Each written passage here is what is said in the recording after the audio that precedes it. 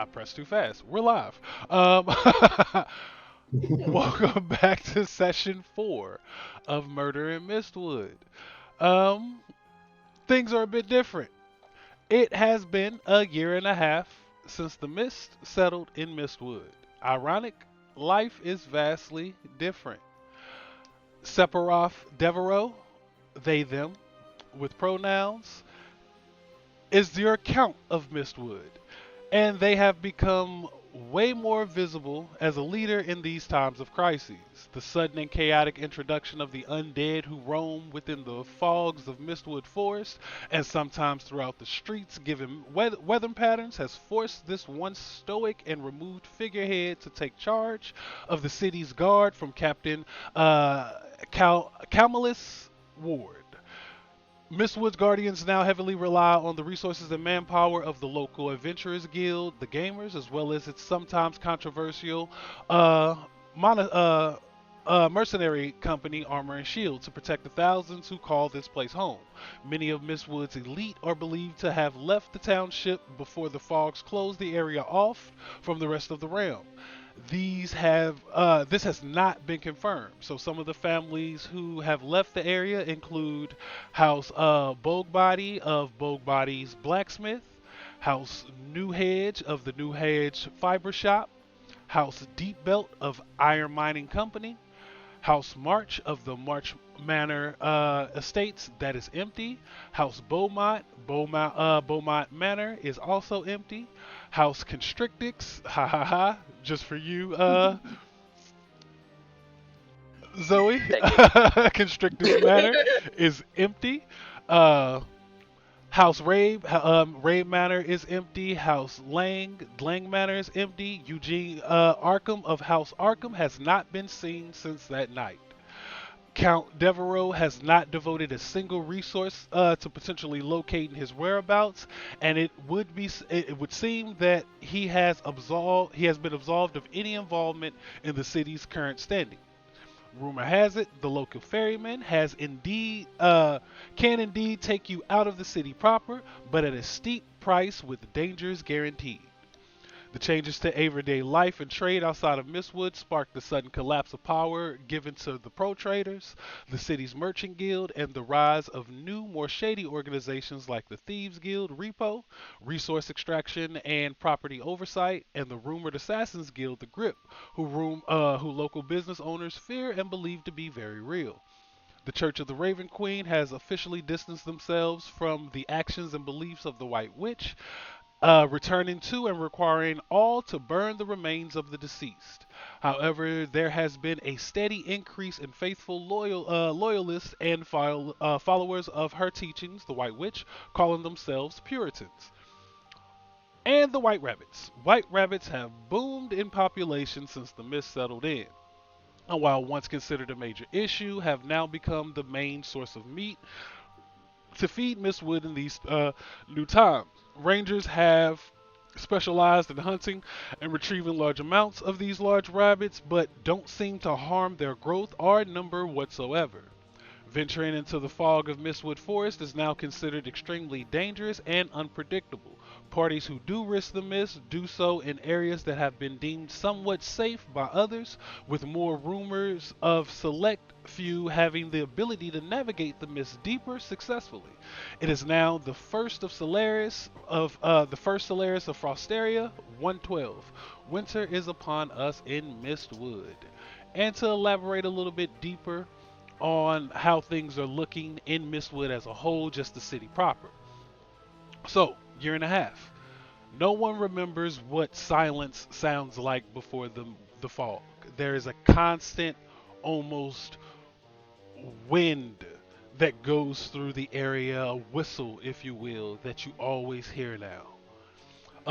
Mistwood didn't collapse, it just tightened. So, Mistwood is no longer just that one town that y'all are used to. It has been divided up into zones of safety, and they kind of call themselves their own thing. So Inner Mistwood is now called the Lantern Districts, and there's constant light here. So there's lanterns posted that burn day and night. They don't allow it to be covered in darkness. Streets are patrolled in cycles, not routes. So this is where most civilians live now. They are within the inner Mistwood. Uh, then outside of these boundaries, you have what's known as the gray veins or the outer streets. These are very fog intrusive zones. Entire blocks have been abandoned or repurposed into kill corridors. So doors have been nailed shut from the outside, windows have been blackened, and then you have what's known as the thresholds. So these are barricaded intersections between the gray veins and the inner mist that the mist regularly press in on. And this is where all the frontline action happens. So this is where the Mistwood Guardians, the gamers, Armor and Shield, where they have a lot of frontline positions. And these are like wounds that have been opened in the city, more so than borders. The government and how things have been governed in Mistwood have changed, but not so much as publicly as people have like an understanding and people who are within the know this. So, like I said, Sephiroth Devereaux, the Count, has not declared martial law, but now it operates under a new thing that the civilians call the quiet mandate. So there's a curfew that exists that hasn't been posted anywhere, but everyone just knows you're supposed to be in by a certain time. Patrols don't ask questions, they just enforce this presence. So if you are not in, you will have to deal with Mistwood Guardians. Disappearances are no longer investigated publicly, they are only handled within house. More importantly, we see Sephiroth everywhere, but they're not giving speeches or trying to inspire hope. They are literally walking the streets watching. There are three powers now that have kind of taken shape in Mistwood since the collapse of the Pro Traders being like the main thing. So you have a power triangle going on. So you have the Guardians, who are still the official authority and still led by Calmalus Ward, but in practice, that is, they're still led by him, but they answer directly to Count Depero now. Uh, they no longer protect people; they protect positions. So they are responsible for guarding areas. They're not there to specifically handle your individual need. Um, Rotations are brutal. So people are on these cycles for months at end. And a lot of these guards are now being broken mentally. So there are new guards being cycled in over this year and a half that even you, Kumi, would not recognize from the previous guardship when you were there. Um, there are some whispers going on that say some of the guardians now leave certain people behind on purpose when the fog rolls in. Um, the gamers, your adventuring guild, the official one in Mistwood, they're now an essential infrastructure. They were once looked at as pretty chaotic. They were just adventurers looking to get money, but they were somewhat needed. Now they're an essential infrastructure.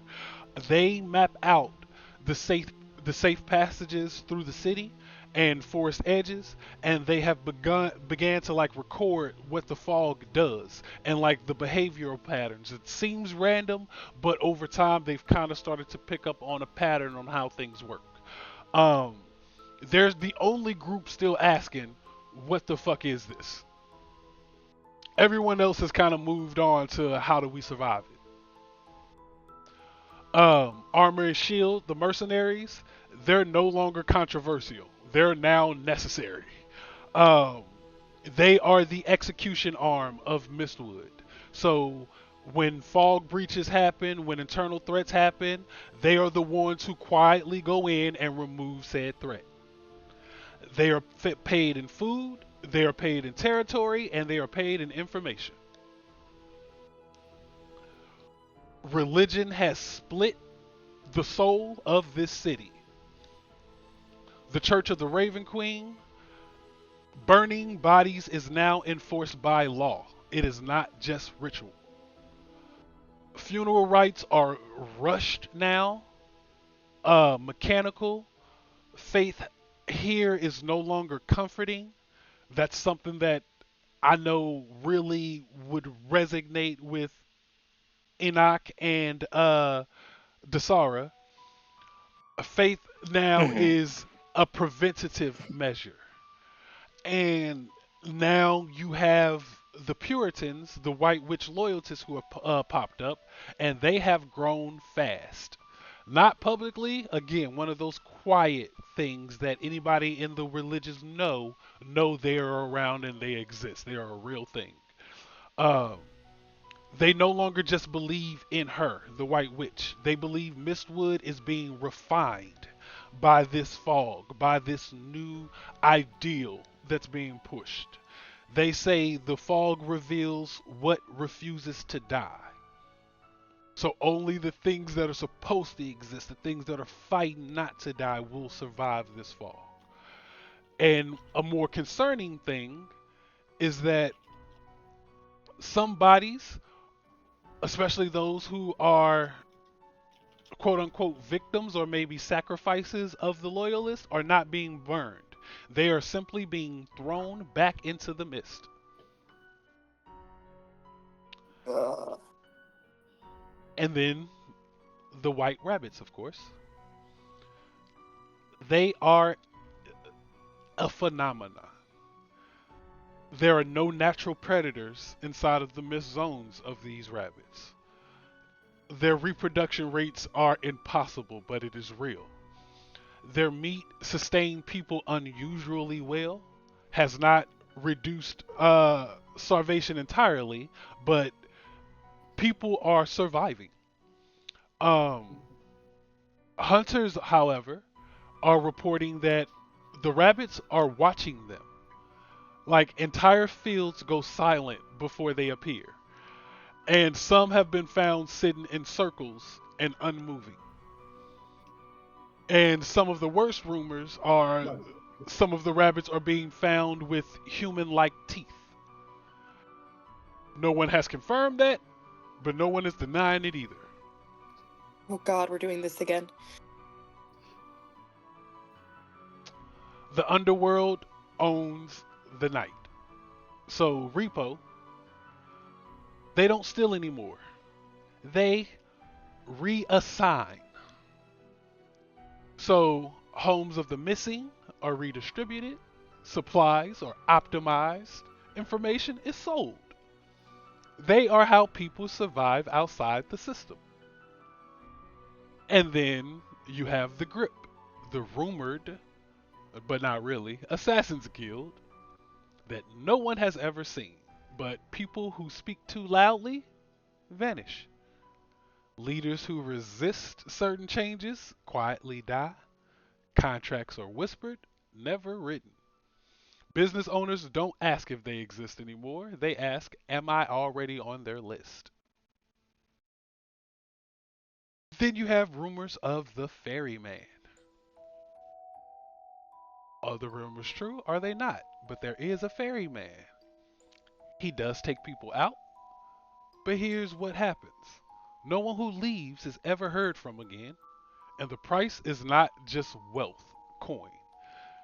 People rumor that when they take trips with the ferryman, he asks for things like names, memories, people, and even if you do give him these things, sometimes he refuses to take you even if you pay.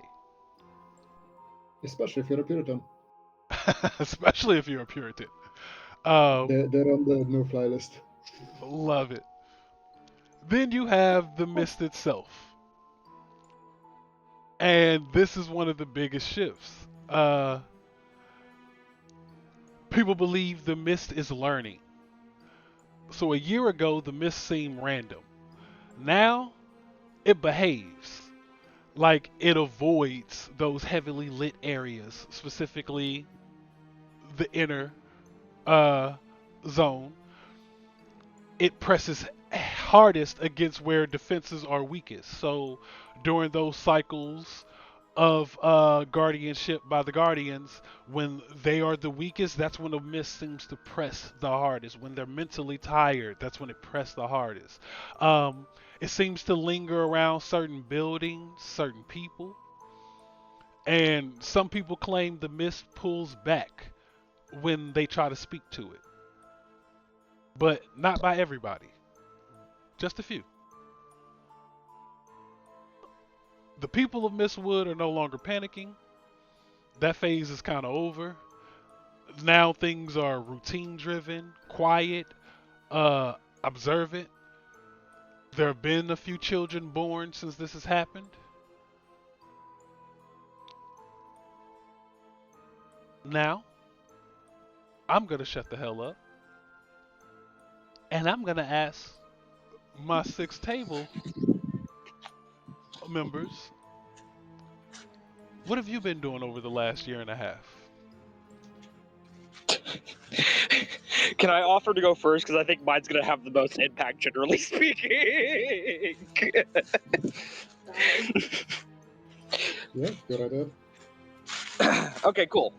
The Sora Arkham has transformed into not a new person, but into a different thing entirely. um, she has become the titular Lady Arkham proper, taking over Arkham Manor. Um, and I think she's tripled the philanthropist her father ever was. She has, where our dear Count has not shown hope of any kind, the Star has very openly showed it on display. Even in her quiet, in such her ridiculous ways. She has housed people, gave people food where they couldn't afford it. Anything she can do, she has done. She has kind of established herself as a middle ground between the governing system and the criminals. I think she's very openly made that clear. And it's probably the only reason why she hasn't gotten killed yet, I imagine. She has kind of shown her true colors and the fact that she's secretly before she was secretly mischievous, but now she's openly mischievous, yet caring. I think it is made increasingly clear to everyone in Mistwood who Dasara is. Someone who wants the best for people, and it also revels in this sort of morality middle ground that others are not willing to go through. She's gotten shit from the Guardians, I'm sure. But frankly speaking, there's nothing they can do to stop her. Her place of residence has become a haven for the less fortunate, much to Yod's disapproval. But she can't help herself. She's finally coming into her own after literally ever, I think. Lady Arkham suits her very well. On top of this, I think she has made very clear efforts to bridge the gap between the Church of the Raven Queen and the community.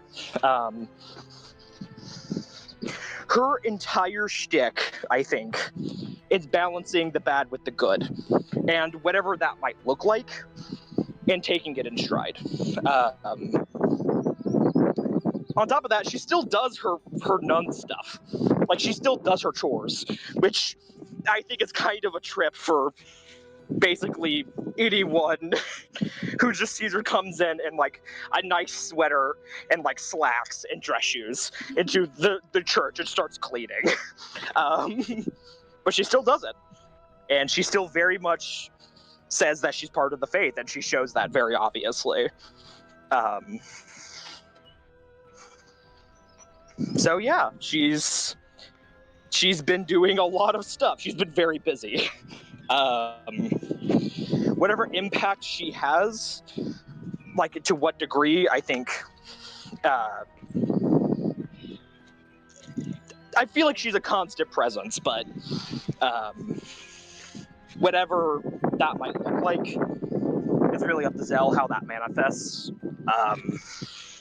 I think ideally I would like her to have like one of my ideas was that she bought one of the empty mansions and just kind of outfitted it for Boarding house. what is effective. Yeah, like as a boarding house. Yeah. So that means you would have dealt with repo. So you have directly dealt with Yep. repo to get a boarding house. Got it. Yep, she would have bought one of the mansions like directly, and since it's here, I might as well say it's probably the constructor's house because why the fuck not, right? Right. That just makes sense. So yeah, she's bought House Constructix, like Constructix Manor, and she's outfitted it to be a boarding house for those who can't or don't want to live under the thumb of the Guardians. But she makes it very clear that, hey man, you don't do crime. If you do crime, you're out. So basically, it is a alternative, but it's not like you don't have free reign, but it is an alternative if that's something that people want. But yeah, I think that's what Desara's been doing this whole time. Probably keeping contact with everybody on a touch-to-touch basis when she's not busy. She has become increasingly more happy, which is insane when you consider the situation that's happening around her. But that's just Desara. She kind of revels in the dark and dreary, so it kind of just makes sense. So yeah.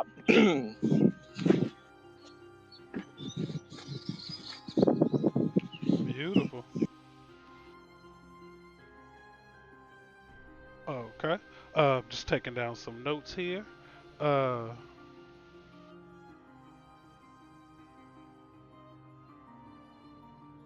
who would like to follow? I think I would like to follow. Okay.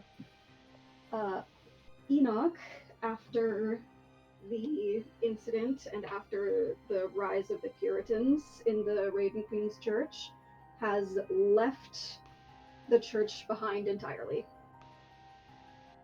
in a fit of religious disgust and betrayal at the slight of raising the dead from the Raven Queen's final and most precious gift.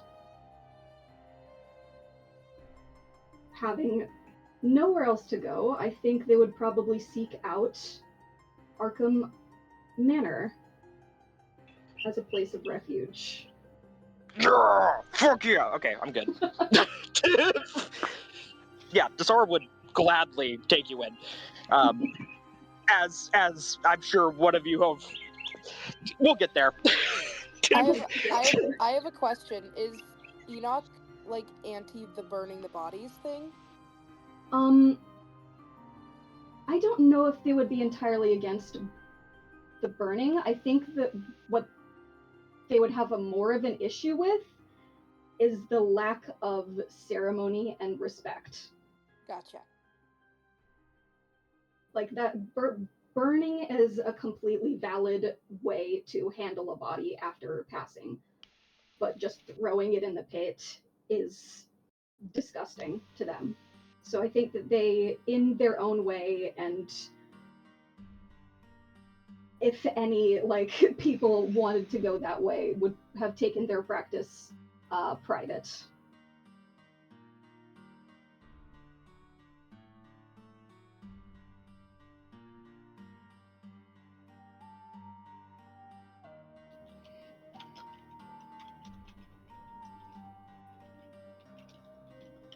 And that is Enoch Okay. and what they've been up to. Straight to the point, but very, very crucial.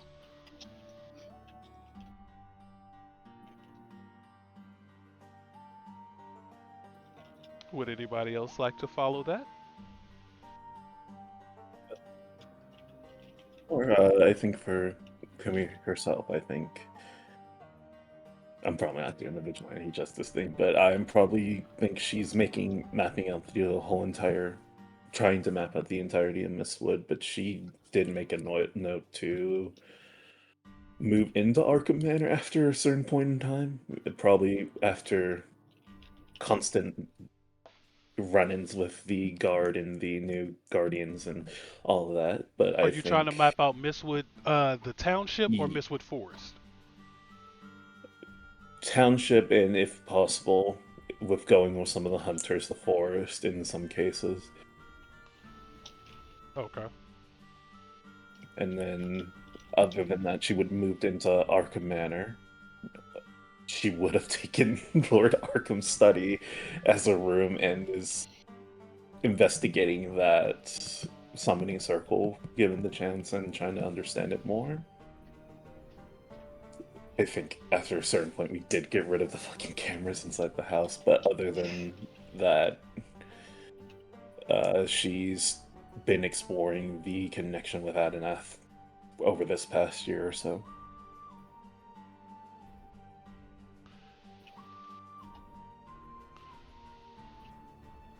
Okay.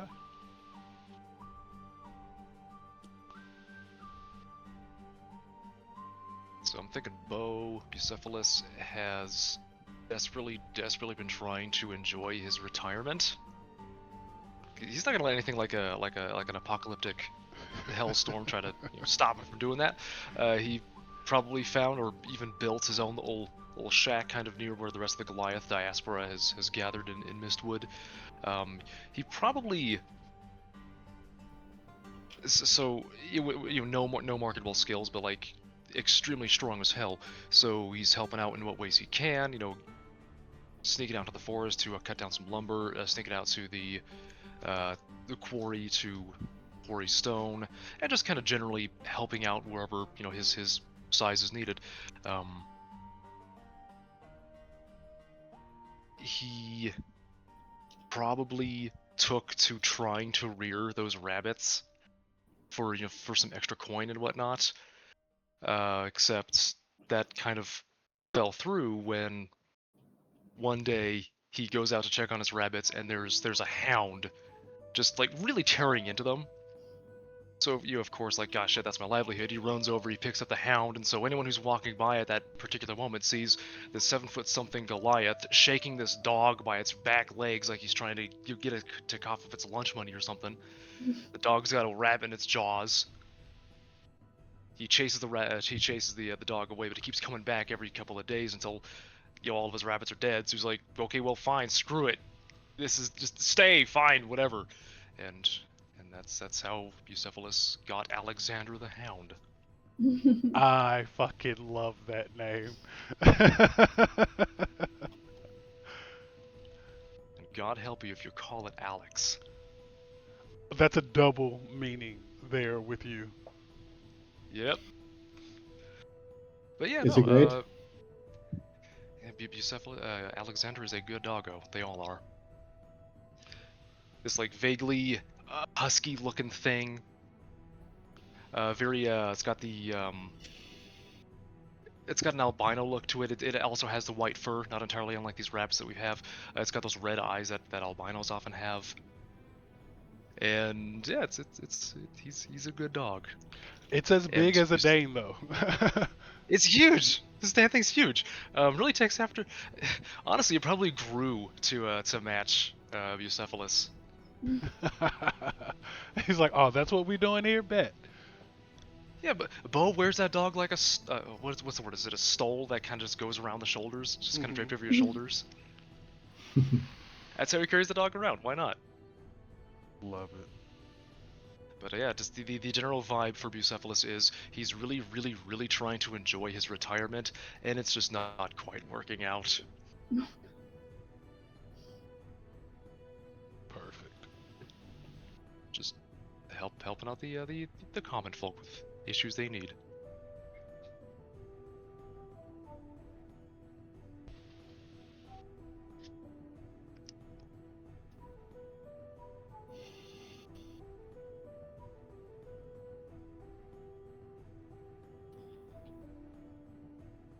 It appears to be waiting, so I will. Yes, that's it. I suppose maybe I should have been more explicit. Yeah, that is it. That is where Bucephalus has been the last year and a half.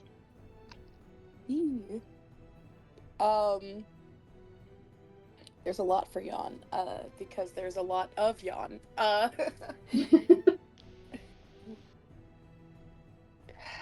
Jan is living in Arkham Manor, mostly, with her sister. She does not like the encroachment in their house whatsoever of all the people there. Probably sticks to her room a lot when she is home.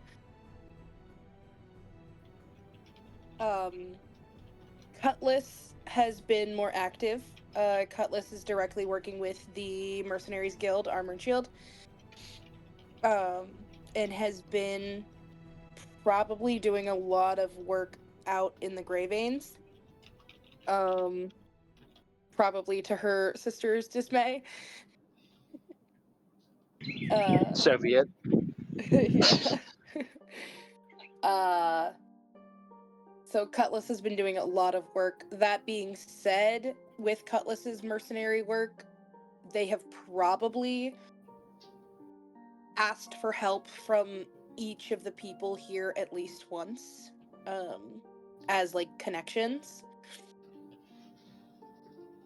Oh yeah, I suppose that's with someone that have Bo's size and stature, I'm sure lots of the mercenary guilds are like, hey, we want that muscle, that mountain of muscle on our side. But unless it is like one of all y'all asking Bucephalus specifically, he ain't bothering with the mercenary groups. Yeah, Jan has probably asked for your help like once with something kind of more strength related, where they were just like, hey, I can't. Tall person. Tall person, come help. Tall person. Yeah. So Cutlass has been a lot more active. Shianti, the shy little girl, is probably not even really present anymore.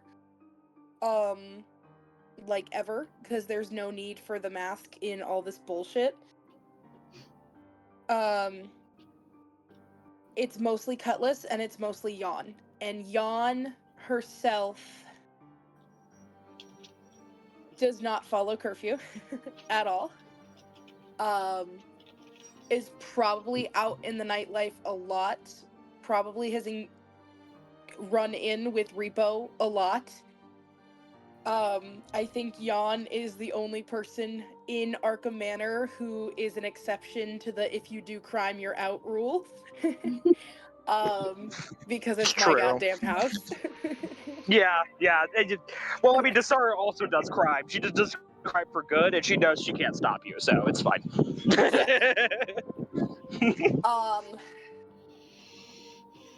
With Kumi moving into the house specifically,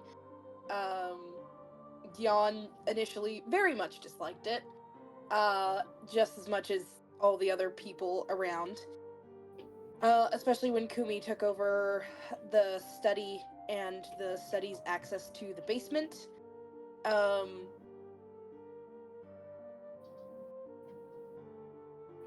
Seeing that they still seem to be working on that connection to the circle, Jan has actually, funnily enough, taken to hiding in the study with Kumi when they are home. So they move from hiding in their room to going into the study. They sit on the other fucking side of the room, as far away as possible. But they tend to sit with Kumi mostly to see what they've learned about the circle, their dad, all that stuff. And if Kumi's not currently working on any of that, then Jan sits on the other side of the room in, like, silence.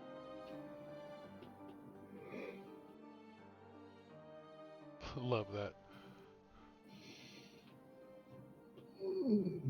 The pettiness of being in the room with somebody but not talking to them. Yep.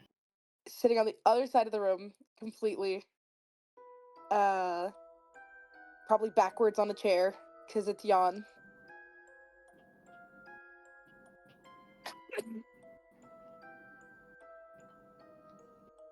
So yeah. Perfect. I think that just leaves Ramun. Yep. Ramun has almost become a bit of an urban legend among the regular civilians of Mistwood, because he does his best to stay out of sight at all times. Everyone knows where to find the boatman. Everyone knows the boatman, but very few people actually get to interact with him, even when actively seeking him out.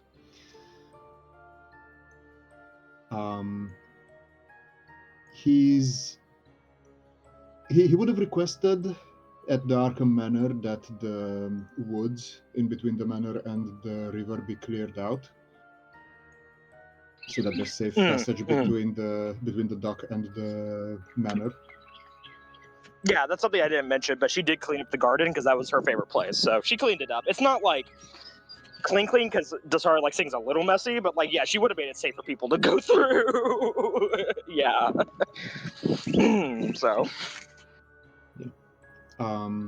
With the money he's made from the few people he's ferried outside the mists, Ramun commissioned the digging of a ditch around his riverside shack, just to have the river water completely surrounded. He's got like a small rickety, like raised bridge and everything as a passage. He's completely cut it off from land, and mostly lives there except for his brief visits to the manor, whenever either he requires a favor from any of you, or when any of you require his services as a ferryman.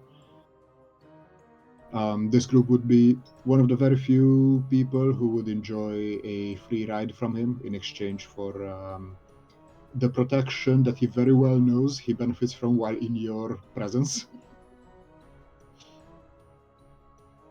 So he's extended basically a I'll drop whatever I'm doing if you need a ride, just let me know. Offer to the rest of you. He probably would have asked several of you to ride with him as active bodyguards for various jobs. Most probably, most likely either bow, kumi, or cutlass.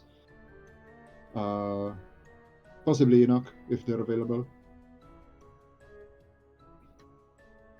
So, yeah, as all you become available for work, he would have just grabbed whoever's nearer and be like, "Hey, need a little bit more security. Come with me."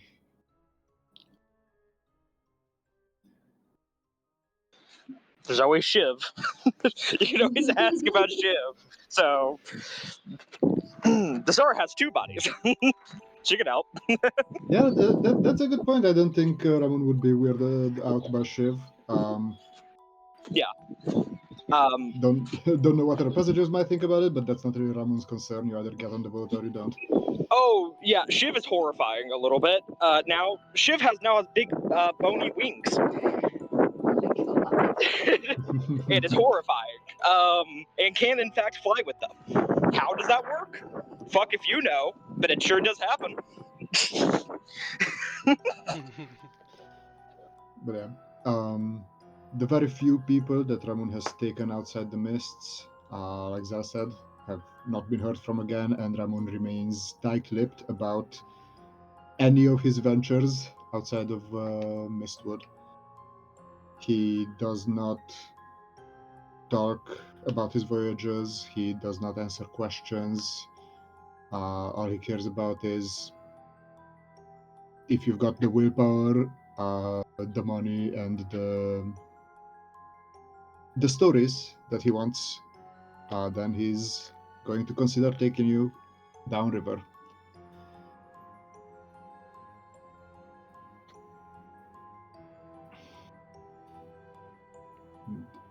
I think that's about it for him. Yeah. I want to clarify two things because I forgot about two parts of myself. Whoops. Jan also disappears a lot to deal with Lady Amelia shit. As one of the still active families, unfortunately, she has things that she has to do. So she's either out as Cutlass, dealing with Lady Amelia shit, or home during the day, and then at night, the personality that deals with Repo and deals with all the nighttime stuff is her merchant personality Venza. So she kind of keeps Jan separate from Repo, so as not to have any shit come back onto Sara. Very fair. So yeah.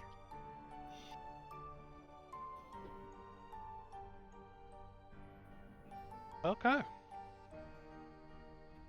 Woohoo! You can woohoo. It's okay. Permitted. First, Solaris of Frostoria, 112. The party find themselves inside of Arkham Manor. Whatever individual task you find yourself doing, we can get to in a moment. But the day is normal for this time of year weather-wise, as normal as it can be, that is. There is a very light flurry of snow falling, constant light wind from the west. The fog has not left. Even in the daytime, it is present. It is at the edges of your society as if it's watching and waiting and plotting. What are we all doing?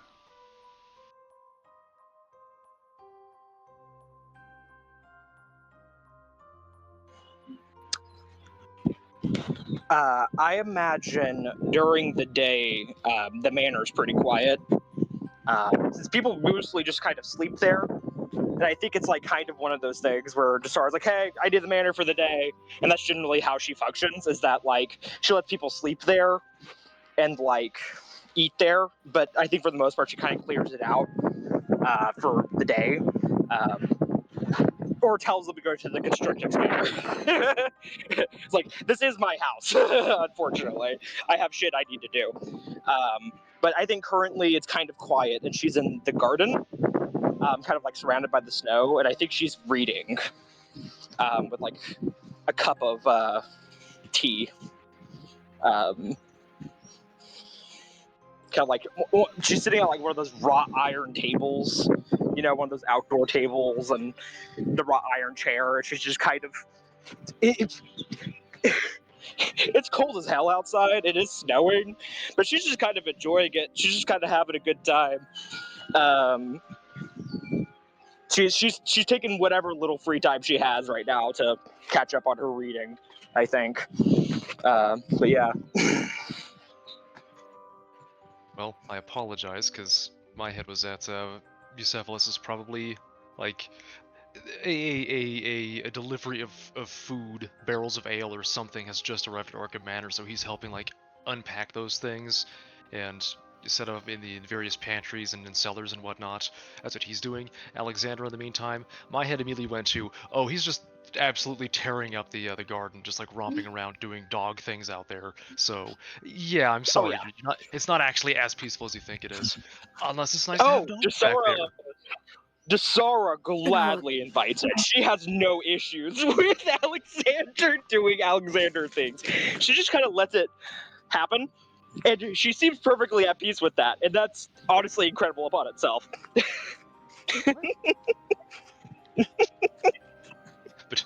snow with the white fur, all you really see are a pair of red eyes just kind of gallivanting about the garden every now and then.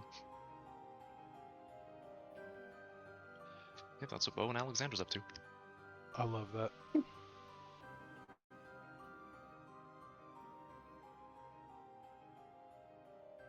What about my other folk? If there's deliveries being made, I think Ramon could have been part of taking that delivery across the river rather than by cart or anything like that. So, if his services were requested in this regard, you'd probably hear his bell every now and then at the port when he arrives, or his signal whistle sound whenever he leaves. Oh, just the quiet sound of industry, even in this post-apocalyptic place. Mm-hmm. Yeah, the bell would have become something that you hear up and down the river over random times of the day. It's almost become like more the presence of Ramon than his actual physical presence in this town. Love it. But he's still by that summoning circle trying to reverse engineer this on the ground. Okay. If you're on the summoning circle, I'm there. Yeah. Give me an Arcana check with advantage.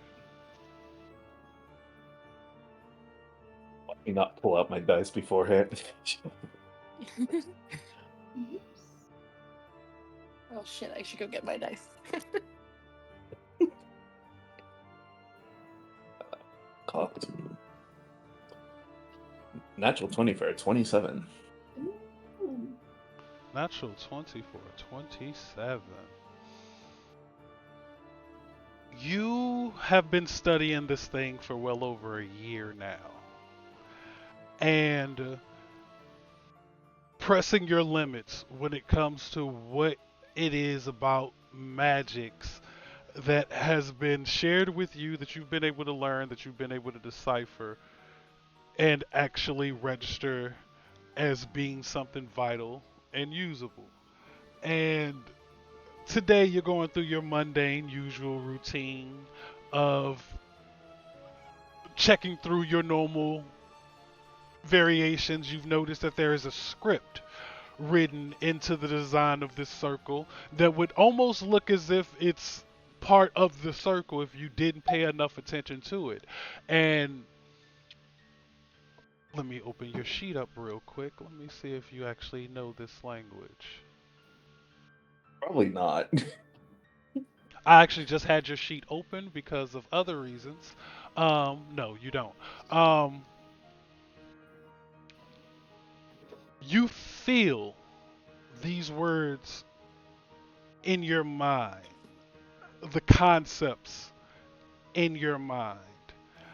And because of your natural 20, I won't make you save.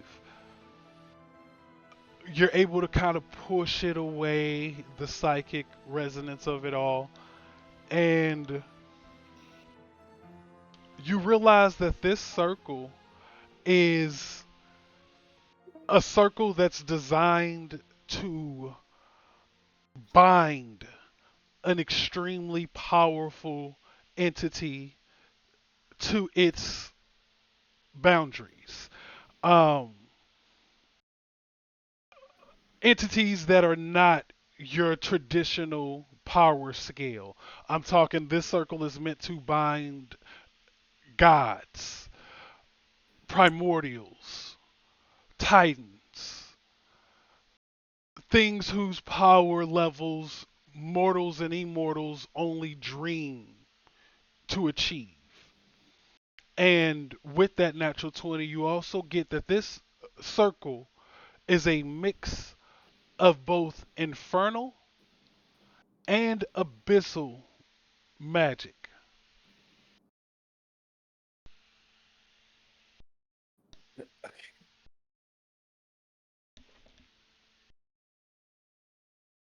You also pick Jan up with was that natural good. 20 that, I'm sorry, No. this specific circle, that break in the circle is what did it. Had that break not happened, that entity would have been bound to this circle. This circle is perfect beyond that.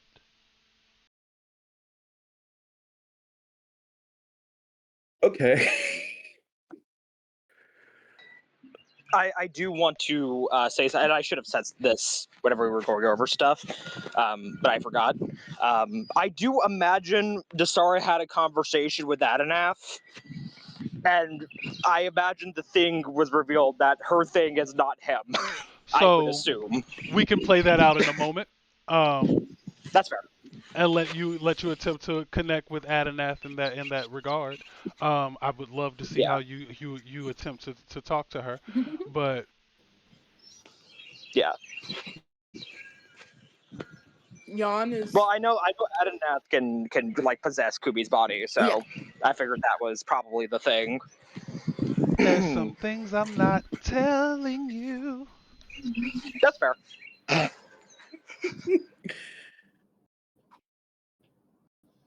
Jan is I sitting backwards on her chair, head down.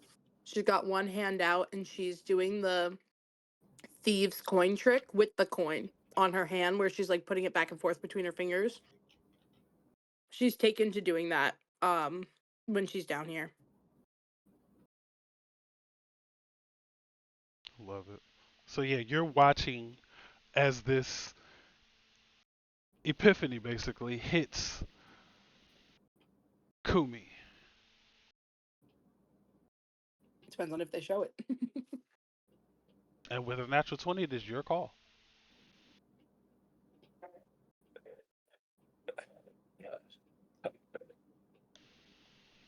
yeah, that explains a lot, and I don't.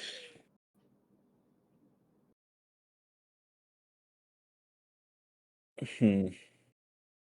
I think she'll stand up and start.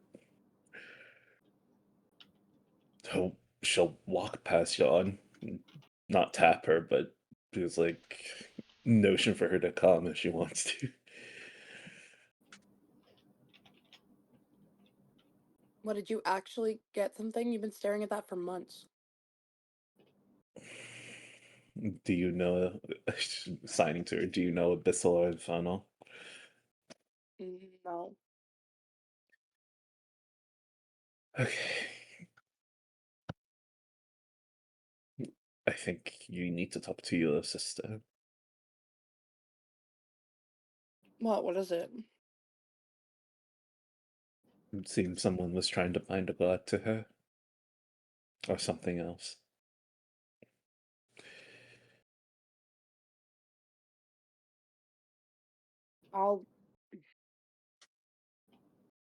I'll be right back. I'll get her.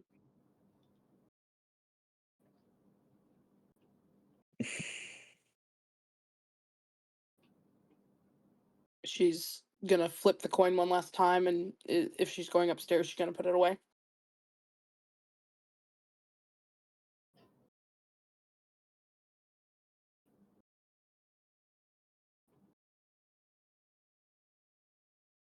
Okay. Is Enoch here? Are we doing We All Meet in the Manor? Enoch would probably be there. I was like, Enoch ain't at the church. So more My bad, I didn't know I if they don't were have doing nowhere else something to today. go. yeah, more than likely they're probably somewhere praying. So Eucephalus is delivering stuff with Ramon. Everyone's meeting at the manor. I mean, yeah, depending on how the timing works out and exactly where Dazar is, Bucephalus probably finished up what he was doing or got distracted halfway through, and is like leaning out a window or trying to look over Dazara's shoulders to like see what she's reading. But given the fact that he's 7 foot something and 500 pounds, he's probably not as stealthy as he thinks he is. Not nearly, and it's amazing. Like I just looked at the way the time worked, and all of these things just so happen to be like perfectly timed. No way. Weird. What? The Wow. crazy. Yeah, I think Sarah kind of like looks over her shoulder towards Bo, says, "It's a play about a dead woman brought back to life." Morbid. That's Kind of my thing. She closes the book, says, "Finish up." yeah. No, close enough. That's fine. And she kind of sighs, and will kind of smile at Bucephalus and kind of say, "Thank you, Bucephalus. I appreciate your assistance as always." My pleasure. Does Bo take payment? Hmm? Does Bo take payment, or does Bo just do things? I mean, it's it's a friends and family discount of 100% off. Yeah, Dasara doesn't care. Dasara pays you anyways. It's Dasara. To give you like, I don't know, fucking, it's not a lot, but she's like, just for the sake of showing my appreciation, I think it's like 5 gold. And I'm It's probably much. It's probably worth more than that. I'm sure, but at some point, it's like if Stiffles would have been like, I seriously don't need, but after a while, he's like, yeah, sure. This is not an argument I can win, so I just take it. yeah, it's more a ritual than it is anything. You're just like, oh yeah, yeah. the money. Dasara, you would. Yeah, you would do Dasara works on rituals. It's like, listen, this is my show of appreciation. Take the fucking money. He tried being cute once, where he like put the coins back in a place where he knew that she would find it, but then she found out that that's what Bo tried to do, and he got an earful for that one. Yeah, for sure. It's like, yeah, I can imagine that Dasara can do the I'm not mad, I'm just disappointed speech, and like Oh yeah, really mess you up all day because of it. So like, yeah, he learned his lesson. yeah, for sure. Yeah, Dasara kind of gives the coins up, and we kind of put the book.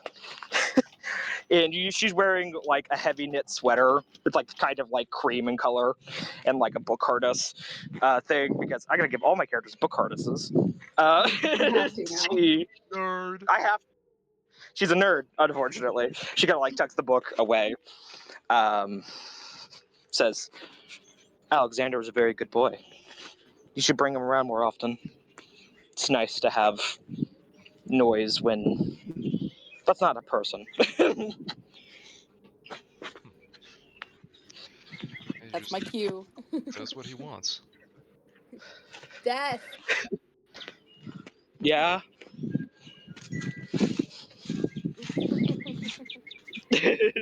Comes outside wearing clothes that are not good for winter. You're gonna Oh, freeze. shit, it's cold. Yeah, well, I don't plan on Let's staying go. out here that long.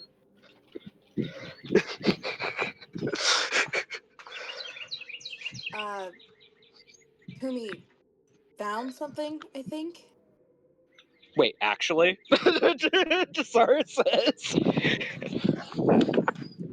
I don't know. She told me to get you. It's Okay. And Dasara will kind of stand up, and she'll kind of adjust her harness again, and kind of look over to Bucephalus, and will say, "Well, can we found something? You want to come?" Yeah, sure. I got nothing else to do today. Excellent. So, your boat's just waiting on the river. Like, where is he? I think we walk actually, inside. low key, is Ramon at the dock? Like currently? Generally, he would be waiting by his boat, yeah. Yeah, I think Dasara kind of yells, "Ramon!" in her flat ass tone, because it says, "Come here!" Just like all the way down the garden. It'll probably take a minute or two, but eventually he'll make his way in through whatever side or back entrance there is. Yeah, I think Sarah's like immediately it's like Kumi actually found something. Wow, the shade on their name. Well, I think the thing is that Dasara was under the impression that they have found literally everything they could have found. So Yeah, she's I like, mean "Oh, they've this is been like a sitting in big that deal." basement for like what, like 8 months at this point. Yeah, yeah. So she's like, "Oh, this is like a big deal. I gotta get the fucking gang back together. This is a big deal."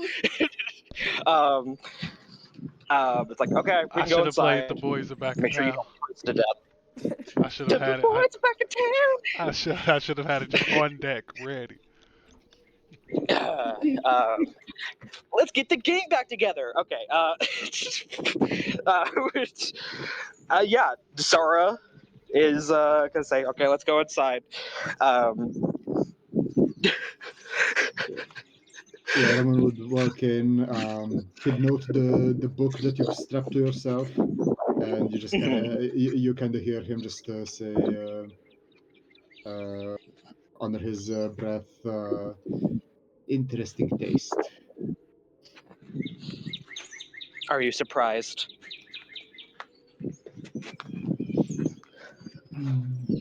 Less surprised, more intrigued. Speaking of the dead, Dasara says, I like to think that Dasara has turned the study into like a half chapel, half like lab. Like she turned like the library into like a half Yeah, the chapel library. thing. Hmm. Yeah, because it's Dasara, so it's like that is the most Dasara thing she could do with the library because it's the library. Most So of I the think that's books have been probably moved into Eugene's old fucking study and have been stacked Which is along the Kumi's room. been stacked along the corner and yeah. like puts up like dividers for Kumi and fucking Jan when they're down there. Yeah, all the books have been either moved to Dasara's room or to the study, depending on who's interested in what. Um, You've taken most of the um, fiction, they've taken pretty much all the nonfiction. yeah, basically. Dasara likes studying the arcade, but she's not. You can do that Yeah, on your she. own time. Like you read for your enjoyment. Yeah. I read for my enjoyment. Yeah, she's gonna go to what was the library, what is now the chapel, and kind of knock because I bet it's basically Enoch's room. I would assume. That's And kind of probably pretty open up. accurate, yeah. Yeah, yeah. And she'll kind of open up. It says, Enoch.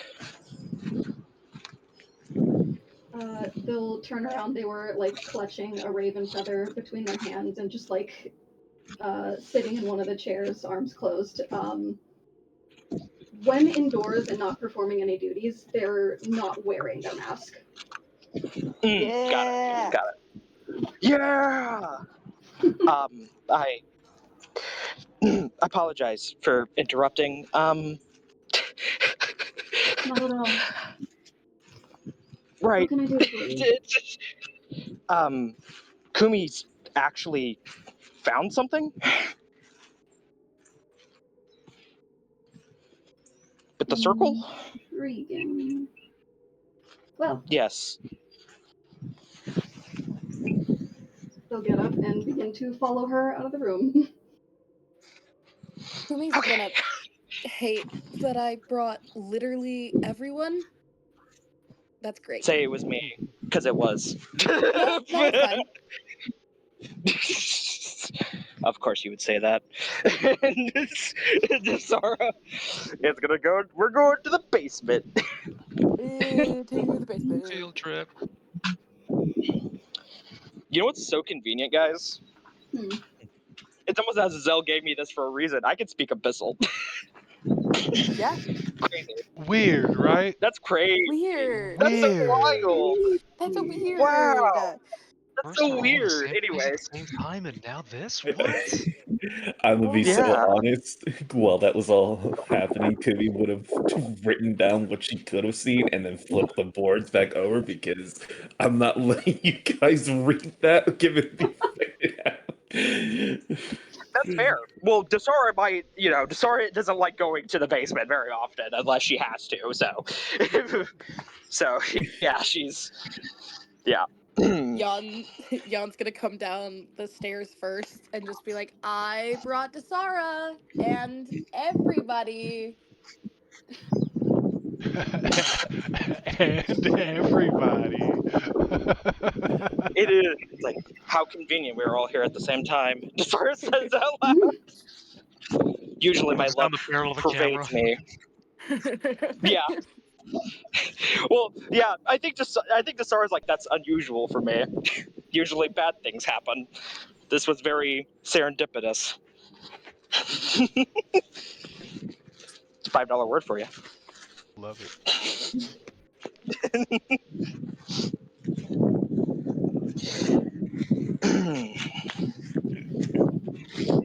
She starts the sign, realizes that not everybody can sign. It's like, okay. For the circle itself, it is a summoning and binding circle. Hmm. It was used to bind higher entities, those of gods, demons, or counterparts to that.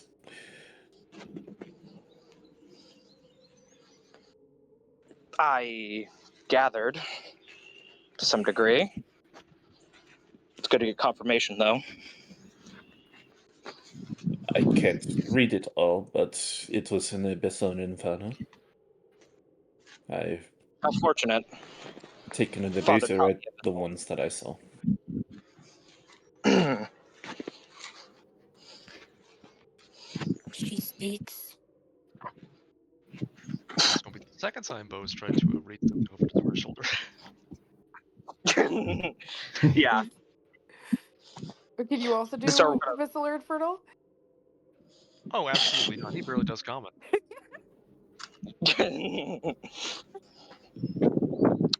yeah. Sarah will kind of take the paper and we'll read it.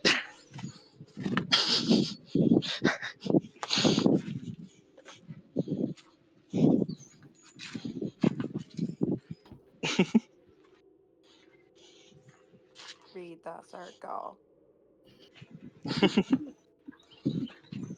Who's reading it? Desara. Sarah's the only person who only knows abyssal, I'm pretty sure. So. Oh, okie dokie.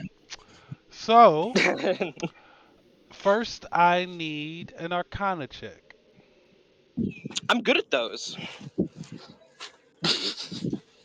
My bad, I'm over here writing shit in most people's channels, sending them stuff after I heard what y'all did. Yeah, that's fair. Let me make a roll. Okay. Come on, Sarah. Damn. I love that for her. That is a 25. I rolled a 19. 25. Way to make my DC. Um, yeah, it immediately radiates as abyssal, but due to your familiarity with the language, Mhm. it's a bit you could touch and recognize the magics of it right away. Um, Mhm. now I need, because of that 25, give me a wisdom save with advantage. Hell yeah. Oof. I pace too much. I gotta walk all the way back to my dice because I pace. Oh no, I'm about to stand up myself. I was just writing, and I'm like, I'm trying to stand up, but I gotta Yeah. finish writing. Well, shit. That's how shit goes sometimes. That is a 7. I rolled it at 1. Damn it! With advantage? Oh fuck! Oh, thank fuck. Thank fucking god. I was like, you rolled 2 ones? Please don't tell me that happened. That would be Catastrophic. okay. That's much better. That's 17. Okay, much better. Um, Yeah. you start to feel the words peel back layers of your psyche and into your mind. And roll a d8 for me, please. Ooh boy. A D8, my favorite. Boop. 3. Take 3 psychic damage Okay. as the wording, some of the words that is, of this binding starts to make sense to you. And Mm-hmm. while I don't actually have physical words written down for it, you can tell that this was a binding given in abyssal. And it looks, if you really look at the abyssal that it is, you know that this is an abyssal that is spoken by illithids, mind By flayers. illicit. That would make sense that Desara would know what the fuck a mind flare is. That if anyone would, it would be her. That would make a lot of sense. Sara kind of furrows her brow, and she kind of winces a little bit, but it's like fine. She's good. And she's like, um, can I say? Do I know what the purpose of these specific words are?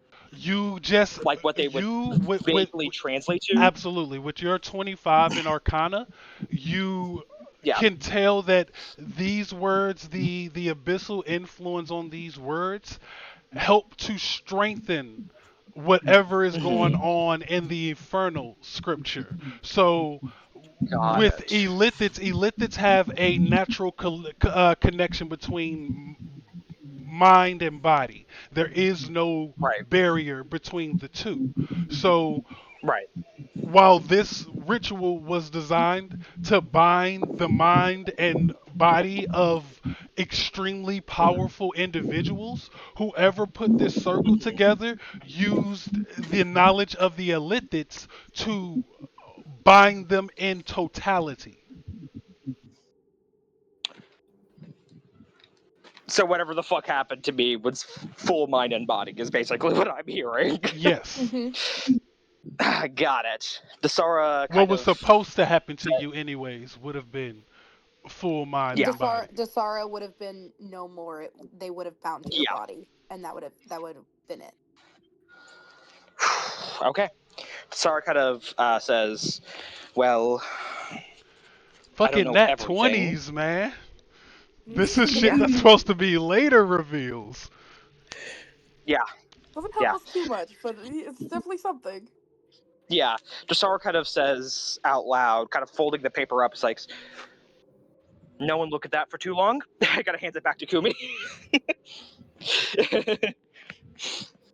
If I can get access back to the other one, can probably discern more, but yeah. Mm. It is something. Whatever the bond was supposed to be full mind and body.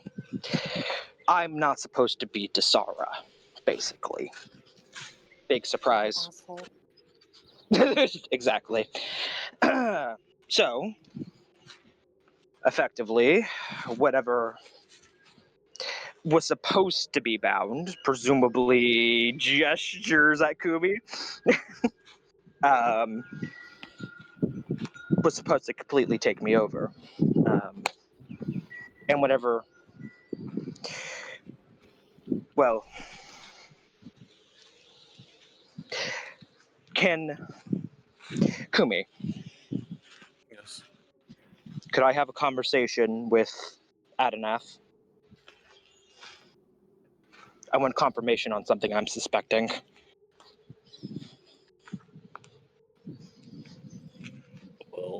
step back, I guess, a little bit and have taken short. Do you physically step back, or is this like a metaphorical? Metal, yeah. Um, it kind of produces itself in almost a physical light. You see an aspect of Kumi kind of Mhm. shift forward, as if stepping forward, but it is bathed in radiant yellowish white light. Mhm. Looks like Kumi, but you get the feeling you are looking at Aadinath.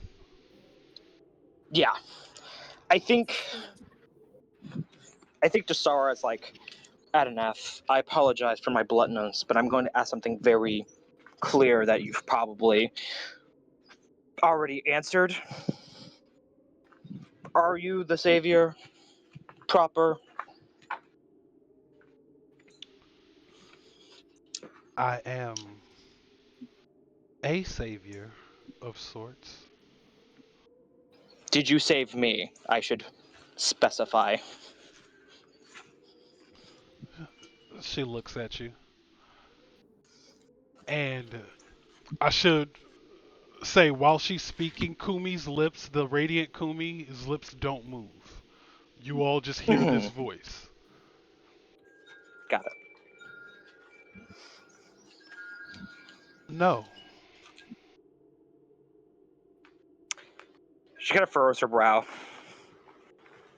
kind of like looks to yawn, says, I'm sorry. What? Thought that was like the whole thing. Me too. She looks at you more. You have been marked by a being I am familiar with,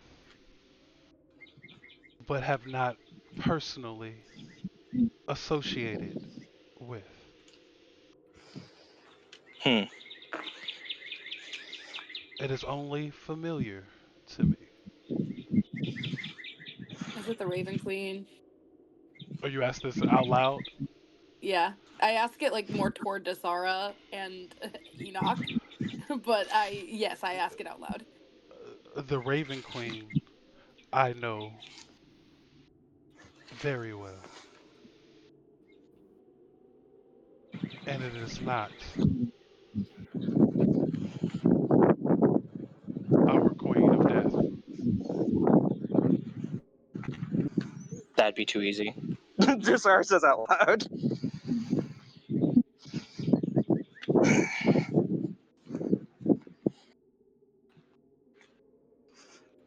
Hmm. I suppose it'd be too easy if you were to give me the answer straight up. It is not my place to reveal if they have not yet revealed themselves to you. I accept that. Dasara says out loud. Thank you for your time. You'll see a What is it like being in like inside Kumi like that? Is that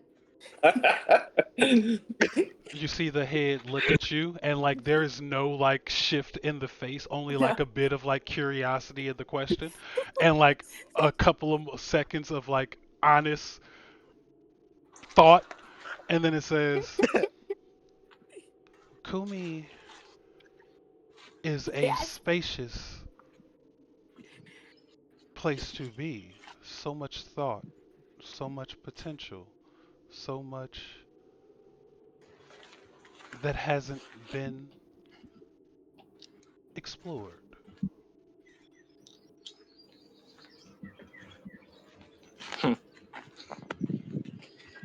I fully expected her not to answer me. That was great. Aspect of a Okay. immortal who doesn't understand sarcasm No. whatsoever. No, I mean, I Yeah. like she just didn't she expected it to like, be pissed off or not answer her because she was being non-serious. But she gets that answer and she's just like, okay, cool. Desara kind of stifles a laugh. She's been doing that a lot more lately. She's been laughing a lot. It's like, I apologize. Why? I suppose I wish to show respect at not laughing at you. Did I say something funny? My sibling is often overly sarcastic, and I believe it was a question to poke fun at Kumi more than anything else. I'm an asshole. I wasn't going to say that, but yes. I can say it. It's fine.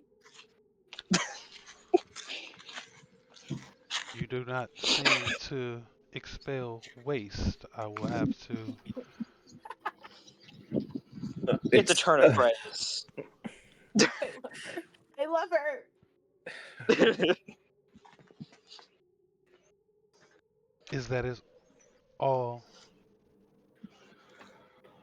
Of course, I apologize for bothering you. It is no bother. Thank you for your gracefulness. And there's a small bow at the hips before you see that radiant light pull back into Kumi. And like their eyes glow for a moment and then settle.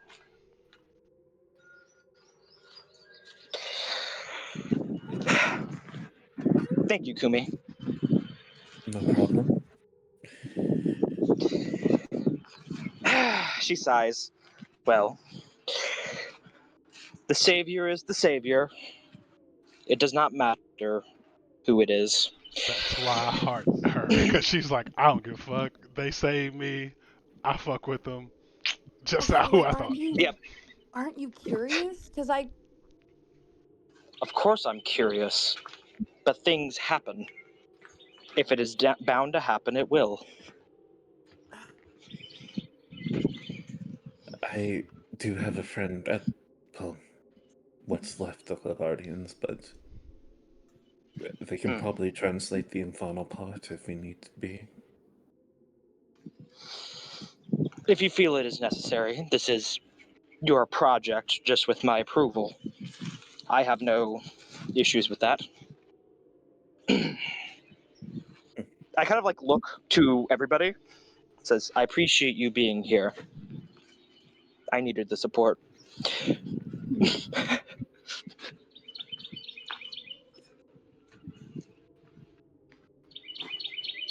don't know. Sure, this is something we should be meddling in. I mean, gods and infernal gods. Sounds like we should just kind of let the sleeping dog lie, yeah? I think Desar kind of turns to Bocephalus and say, my existence is a meddling existence with a god or godlike entity. I have no say in the matter. But if you do not wish to be involved, that is more than fine.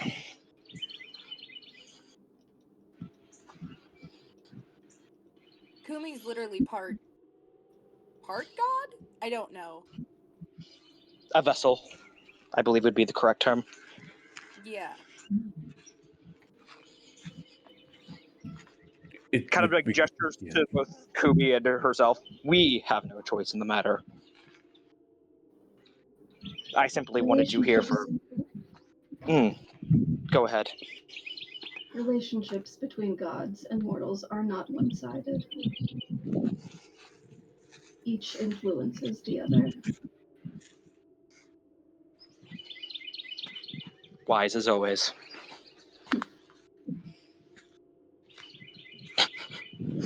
Desar smiles. I'm gonna have to go through this, and I'm gonna make a Psalms book that's just produced by Enoch when we're done. Watch. Yeah. I don't know what happens. They just possess me. Oh yeah.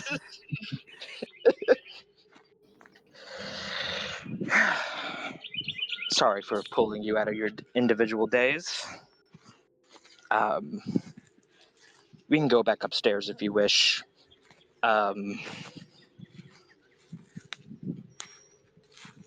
Yes. She-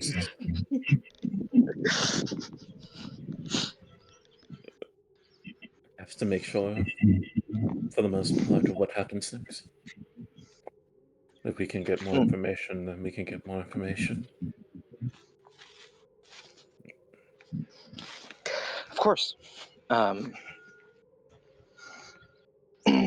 Now, I would like to be out of here as quickly as possible. Is everyone like staying for lunch, or you don't really just drop earth-shattering news on people and then just like get out?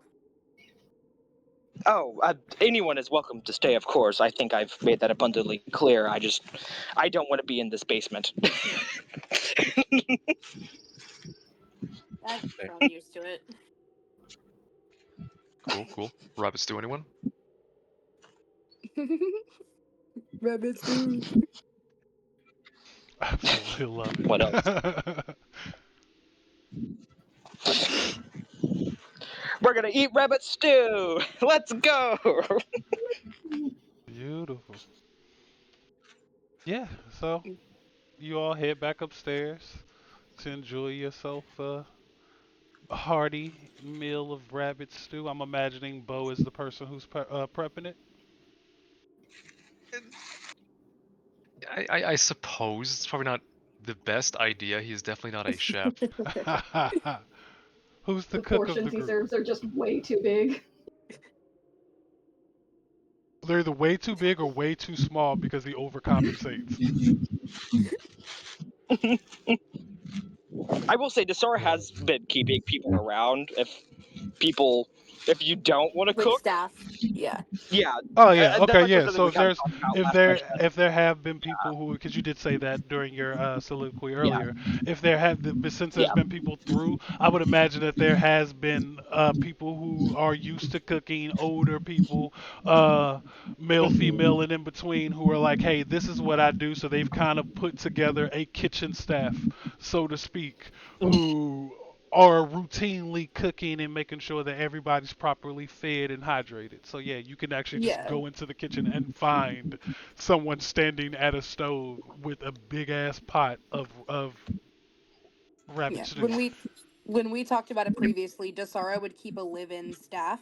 Like basically anyone yeah, who wants to work there would get room and board and that kind of thing. yeah. Beautiful. So like while the Unlike, common folk are probably yeah, kicked out during the day, the live-in staff are not. yeah, that would be correct. That works. Unlike Eugene, I don't dismiss people for the day because that's inconvenient and expensive for people to own a house and work at a manor. There's a reason why people did not do that. Yeah. Does Kumi come upstairs, or is Kumi still focused on what they're doing?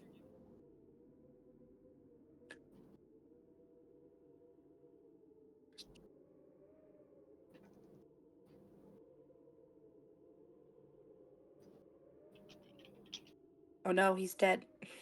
Oh no! Wah, wah, wah. I wonder if it's your mic, because I heard that. Is Kumi coming upstairs or staying down and working on the thing? Finishing up a few things with the circle and I guess taking pictures probably of some of the equipment she's stolen, Mm-hmm. and then heading up. Yeah. Yeah. Little fun fact about Ramon: he does not trust the mist rabbits. He's taken up That's fishing. valid. He's taking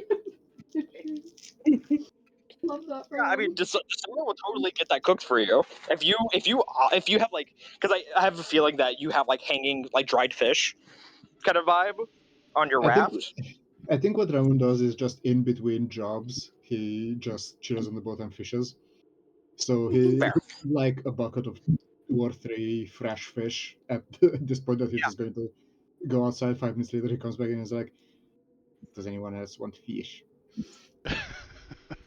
I would actually love fish. I've eaten so much rabbit. I would adore some fish.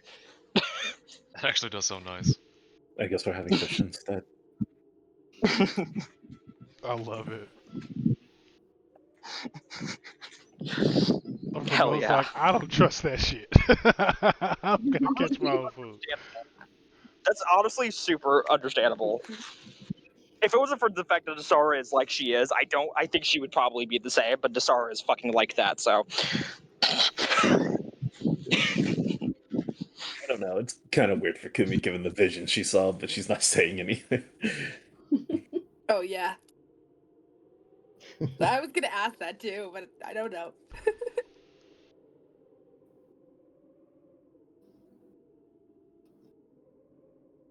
So, who's your infernal friend?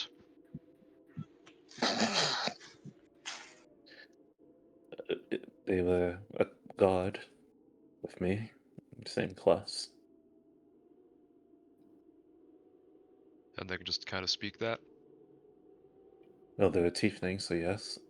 Oh, okay, all right. Why does Bo sound like like a dad at dinner? Like, so who's your new friend? I do believe he is the oldest by.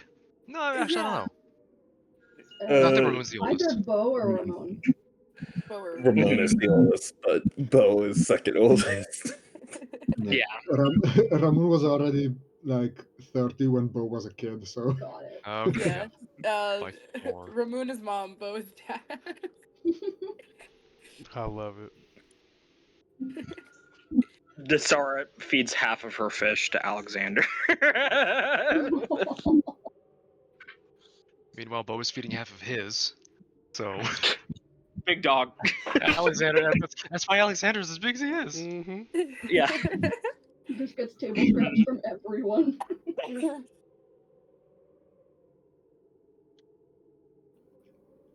Jesus.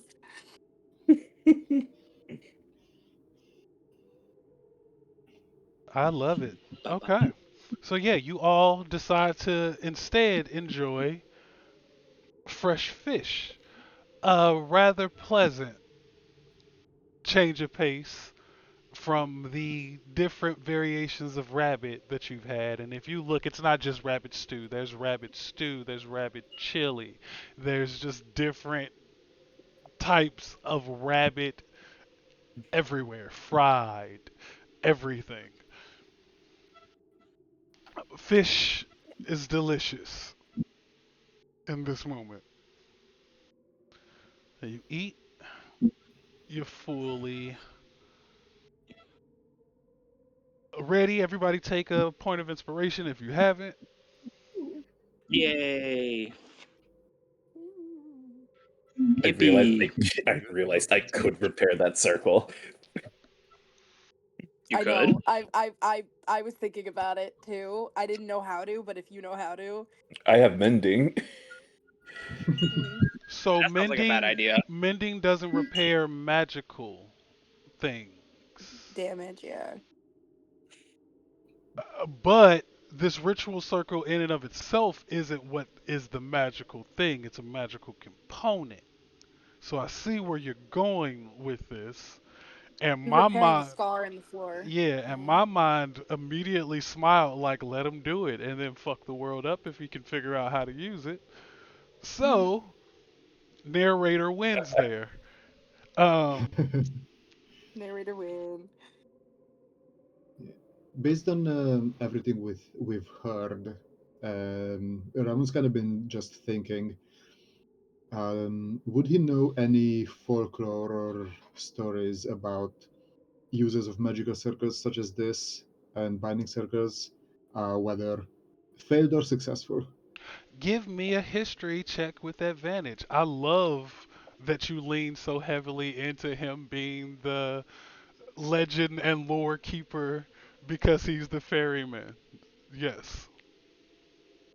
It's a 17. 17. While you can't recall anything about abyssal and infernal magics being used in conjunction with one another, You have heard tales of powerful binding circles used to trap things as powerful as an archdevil, wraiths, very powerful entities. As a ferryman, the most popular one you've heard and the most famous among people who like to be on the waters is you've heard of the use of an abyssal circle that was used to trap a very powerful aboleth.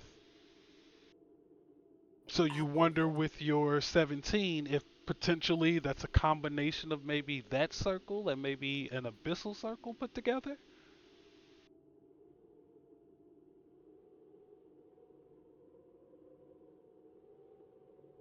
Think about that while I poke my fish.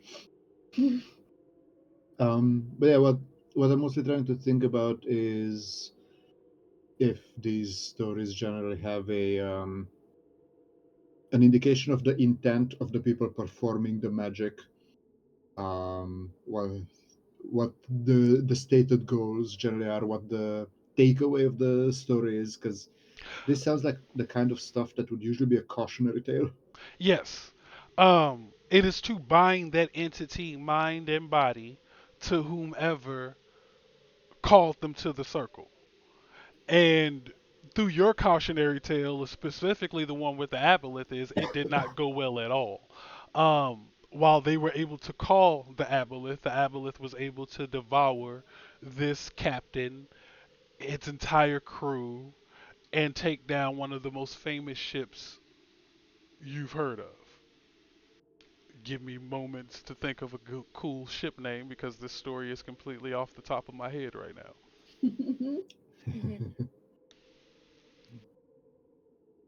So basically, every story was tries to contain immense power devour you. Yep. Yeah.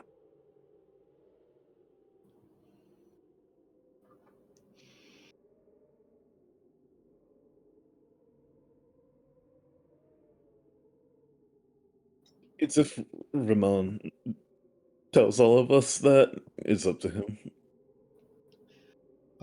He would be likely to share a story or two over lunch. He'd go into details about the specific story that he recalls. Maybe soliloquize a bit about the about the moral of the story of, hey, maybe catching all the Pokemon ain't that great of a goal.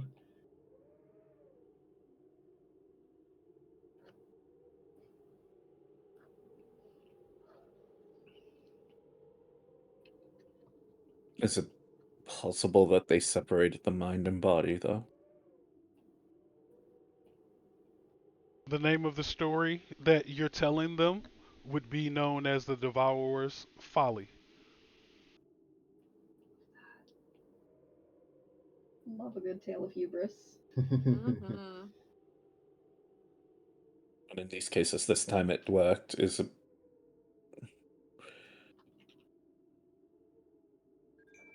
Well, it almost worked. almost because it was interrupted?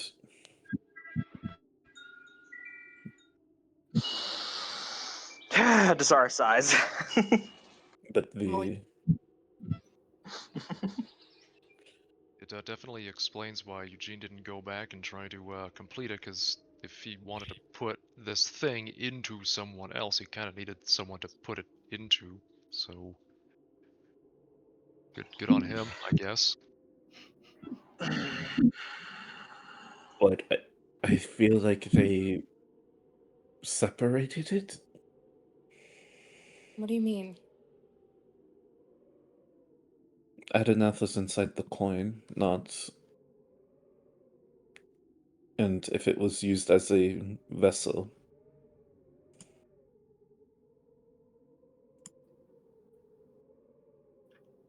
someone else has the body and the power, and which led us to this circumstance. which I can assume is the White Witch.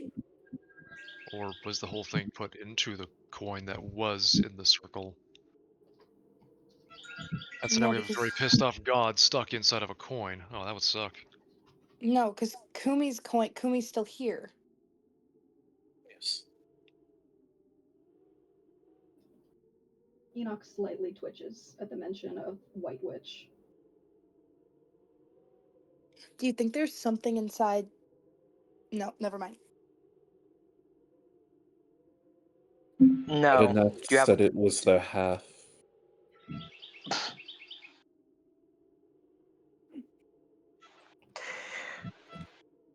Do you think it's possible? Kind of looking at Jan.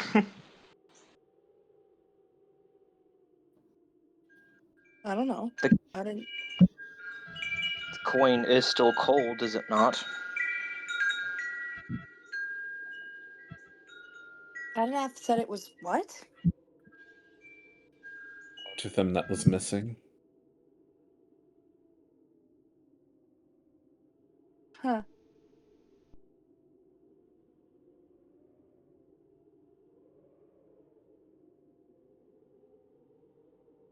Fractions and aspects of gods, gods torn in two, put into coins and stuff. Man, this is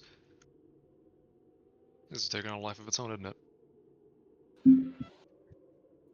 Apparently. And for you, Ramon, I put the name of the ship and the captain from the Devourer's Folly in Endgame, so all you can see it. It's so good. The Thank you. patient wake, like, oh my god. I like pirate shit, so if you give me a couple of Mhm. moments, I typically come up with pretty cool names. It's some really fucking good pirate shit.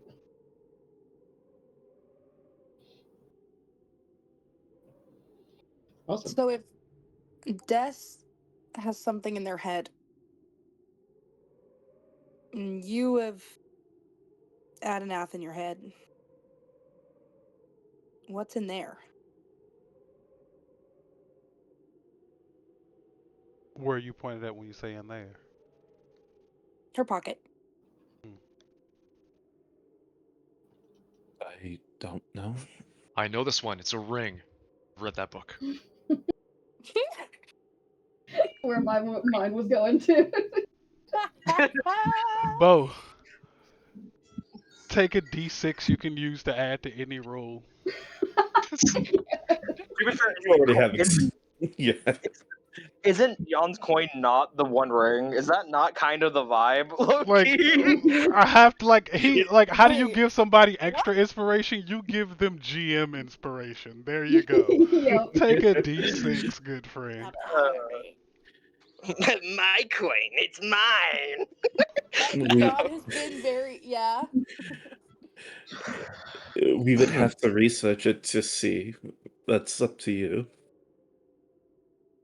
Well, we have someone who can speak infernal apparently, so we got that going for us. I don't think it will have for this portion of it. Well, I mean, anything would help, right? It's a lead. It's better than nothing. Did Though anything... Go. last time we got involved in some stuff, we ended up punching an old guy like a lot, and then zombie showed up. So let's be careful.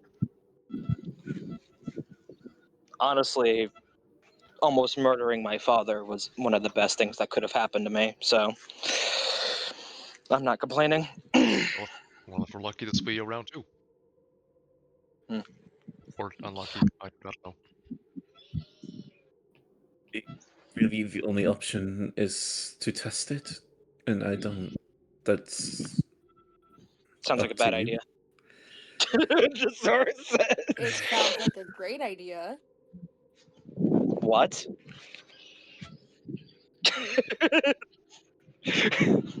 We don't really have any options if we want to attempt to fix any of this.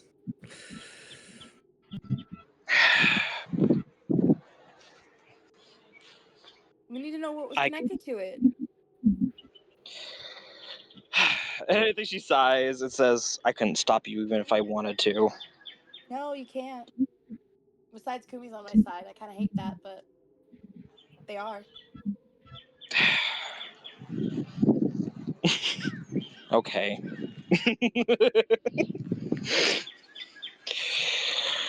I give my permission, I guess. So what did you do, Kumi? Did you just like eat the coin? I was holding on to it.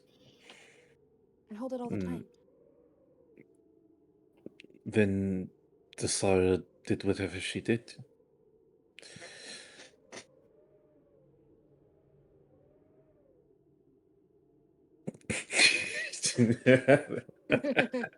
On you now. Desara is like, it went well the first time. I'd rather not push my luck. We all know how bad that is. I would like to spend a luck point for a picture to to fall off the wall and break. You do not have to spend a luck point for that. As you say Thank you. that, a picture of Eugene Arkham that's in the back that has like a ridiculous beard drawn over him and like an eye patch falls Yeah, I did that. off the wall, and you hear the glass shatter. See? She takes a bite of her fish. But doesn't it balance out? Sometimes, if I'm lucky, which once again, gestures behind her. I can I can swap out with Aadinath again, see what they suggest. I like them. They talk. What is happening to you? Kind of looking to Dion. What? You get a cool You're, thing in your head. They have a cool thing in their head. I Enoch wouldn't talks say. to gods. Oh my. Mostly just the one. I. Mostly The just the one. savior. The savior He's already is not swapped. in my head.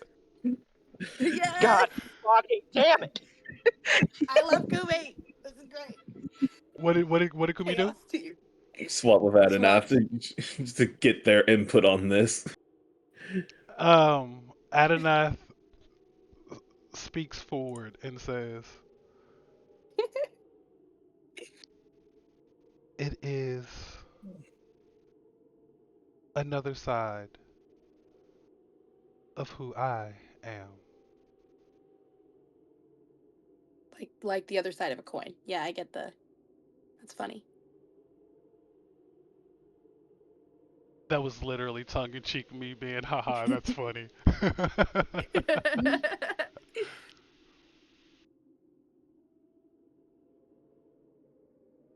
I like cause she would know idioms and shit, like his like expressions. It's funny. So, while you are peace and tranquility, it is the opposite, I would assume. It is what balances me.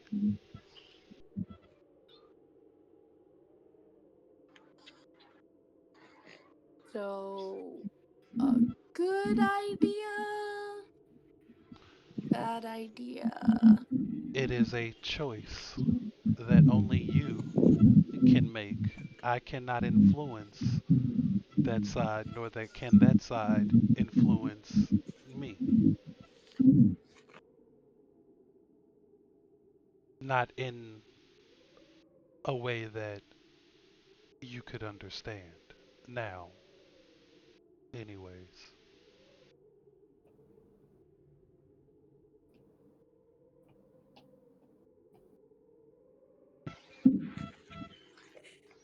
She looks at Desara and goes, I know this is bad, but I really just want to say fuck it, we ball. Desara kind of. The fact that these two swap this role so fucking often is so funny to me. Yeah. Desara kind of rubs her face, and she's like really thinking about it. It's like, okay, so if it's the opposite of you, gestures to Aadinath, then it is undoubtedly something harmful. Inherently. It balances. I Right, alone. but it has no you. It is So, me. It is what well, completes me.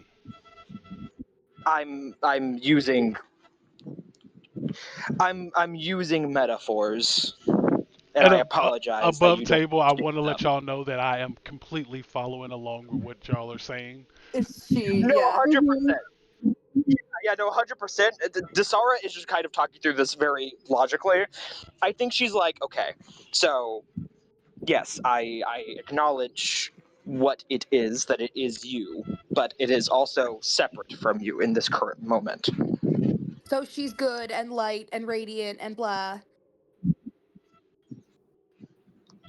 And Yes, so the other one would and be that, bad and I shouldn't touch it. Damn it. Bad. It and is. you've been holding on to it. I am of light. It is of shadow. Is of shadow bad? No, Desara says very, very bluntly, it's like, that would Okay, make so you me agree. bad. Desara, it's like, there are layers. There are layers to this. I do think that we should do something. I do not think that darkness is inherently bad, otherwise, I would be bad. Are we in agreement? Looking to Jan. If it Yeah. if it balances out, I think we can work in tandem to make sure that it doesn't overwhelm.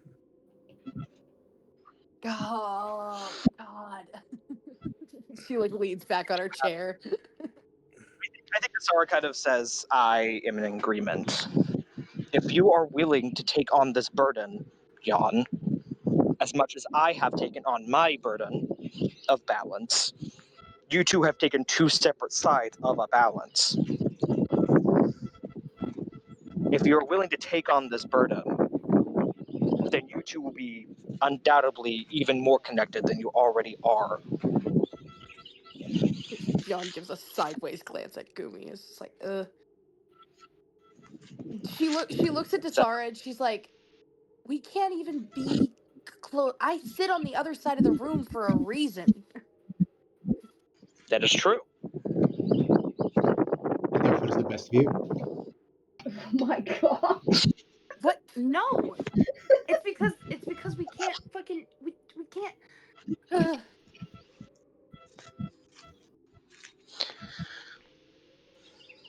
The coins react. I assume. Sorry, I'm making conclusion. I assume Yes. Jan would have in this year and a half mentioned that. So, um, I think she's mentioning it now. I don't think Jan okay, talked about what happened got it. when they were Understood. holding hands. Go ahead. Go for it. By Yeah. all means. She's like, we can't touch.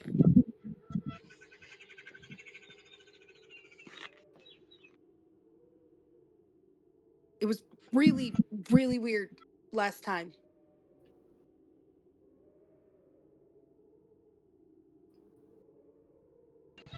So, I think my point stands. No.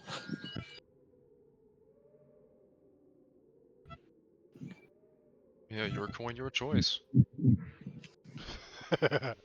If you wish to take this burden, that is up to you.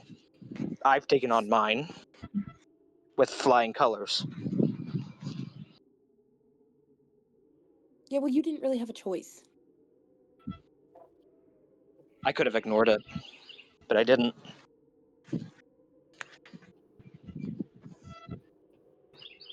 I think that's why she's giving you your choice.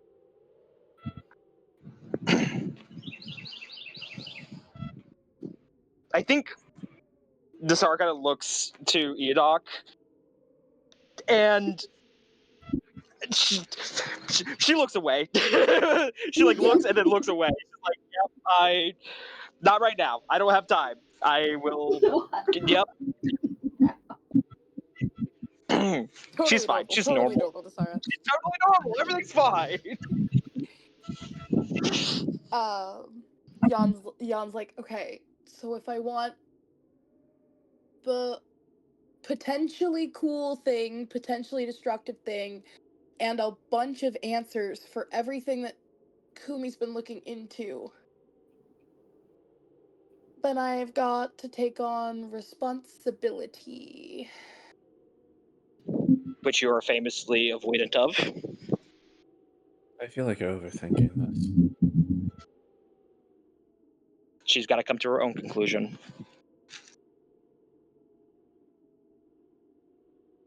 Maybe you should try flipping a coin. Anyone got one of those? God. There are worse ways to decide. Fate is not the worst one. If you really can't make a choice, that is an option. No, I really want to I like knowing things. I want to know what. You are my sister. I would hope. I want to know, and if it gives information about the circle,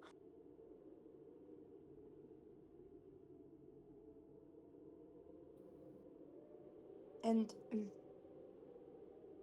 but you made me like scared a bit, Des. Did you want me to lie to you? No, Good.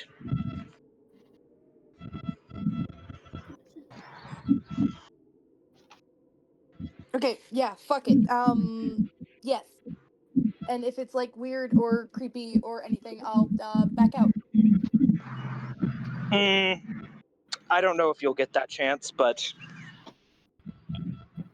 Can we get a choice? Don't. I'll do what I can to be there support. you have to be. And Asara kind of finishes her fish. And kind of stands up.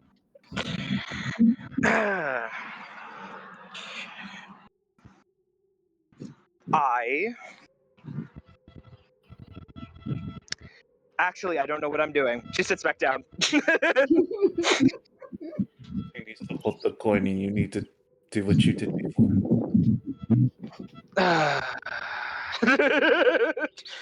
I'll be close by. Just go for it.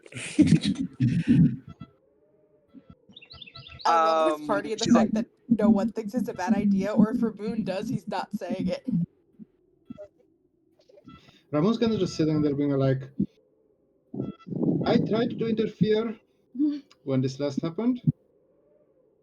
Didn't really work. I can try again.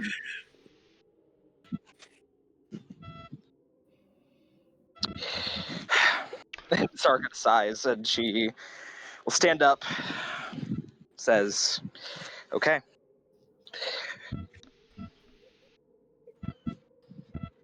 So what are we doing? Does anyone We're know the heading out. augury spell? She just Augury needs to spell. focus on the Oh. coin. God, I wish I had the augury spell. That'd be a good idea. Damn it. The problem Oh, with the man. augury spell is the person who's casting it has to be involved with this casting. Mhm. Well, I think I'm the only person that can agree. So, well, no, I think Ramon potentially, but We're in fuck it, we ball. Whatever happens, happens. We're gonna be fine. Let's do it. Zell told me if I did something stupid today, and this is the something stupid. Look, I'm there to support. If it goes bad, Oh, I was I'll prepped for help. this stupid decision back when any made this stupid decision. So like I've been ready for both of these coins to be used for some time. By who? Wasn't sure, but I've been waiting for this. yeah. I like the fact that the way we concluded, though, made Jan be like, wait, so is this a thing? And everyone was like, it's probably a thing. And she's like, should we know the thing? And everyone's like, yeah, maybe. Like, I like that it was a decision that was like, oh shit, we have another piece of the puzzle. Uh-huh. Well, yeah, Desara is very hesitant because she's like, I don't want my sibling to be possessed by a dark and evil thing, but also, does Desara have any place to really comment on that, considering the everything? Probably not. So, Yeah, she's and like, like okay, also we like unfortunately Kumi's like the balance fail safe of like if it is weird. And then yeah. also there's oh my god, this is so stupid. Don't, Okay. for all intents and purposes, we think the coin doesn't have a will of its own right now, so it's like it's fine. We'll figure it out. Yeah. Okay. Yeah, we'll figure it out. So what Okay. exactly are you That's not a doing bad one. to influence this? I do forget exactly what you did with Kumi in that moment. So Desara kind of takes her glove off. Well, Jan's gonna focus on it first, but yeah. Yeah, well, yeah, I assume Jan is currently, like, holding the coin, I would assume. Jan is a little speechless right now trying to get her shit together. Yep. Yeah, Jan has taken out the coin now that everyone's like, okay, we can do this now. And by everyone, I mean the Yeah. two people actively engaged in this. Everyone else is watching, like, this is horrible. It's like watching a Who tennis hasn't match said with heads been anything? like going back and forth between the people who are talking. Yeah. Yeah, Jan has taken out the coin. She's held it a lot, so it's cold. I'm assuming still. Mm-hmm. I'm used to standing Yep. behind her at the ready. Mhm. Yeah. Desara's gonna kind of walk over to Jan's chair and will kind of kneel down and say, are you sure? It's your last chance to back out. I'm not a coward. Never said you were. And Desara will, in a very similar light, will touch Jan, skin on skin, and will what was the exact, I don't even fucking remember. It's been so fucking, I should have wrote it down. I didn't think I'd have to do it again, so I didn't write it down. I think if I remember correctly, it was something along the lines of,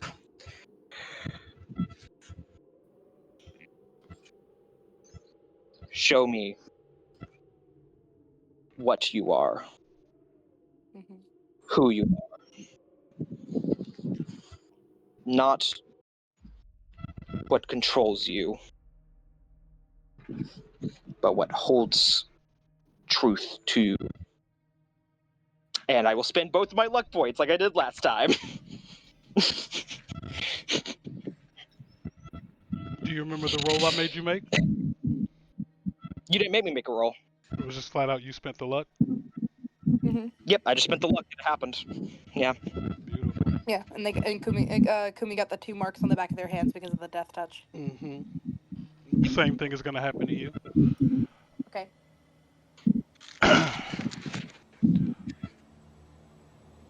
The world blacks out. You don't remember walking here, Jan. That's the first problem.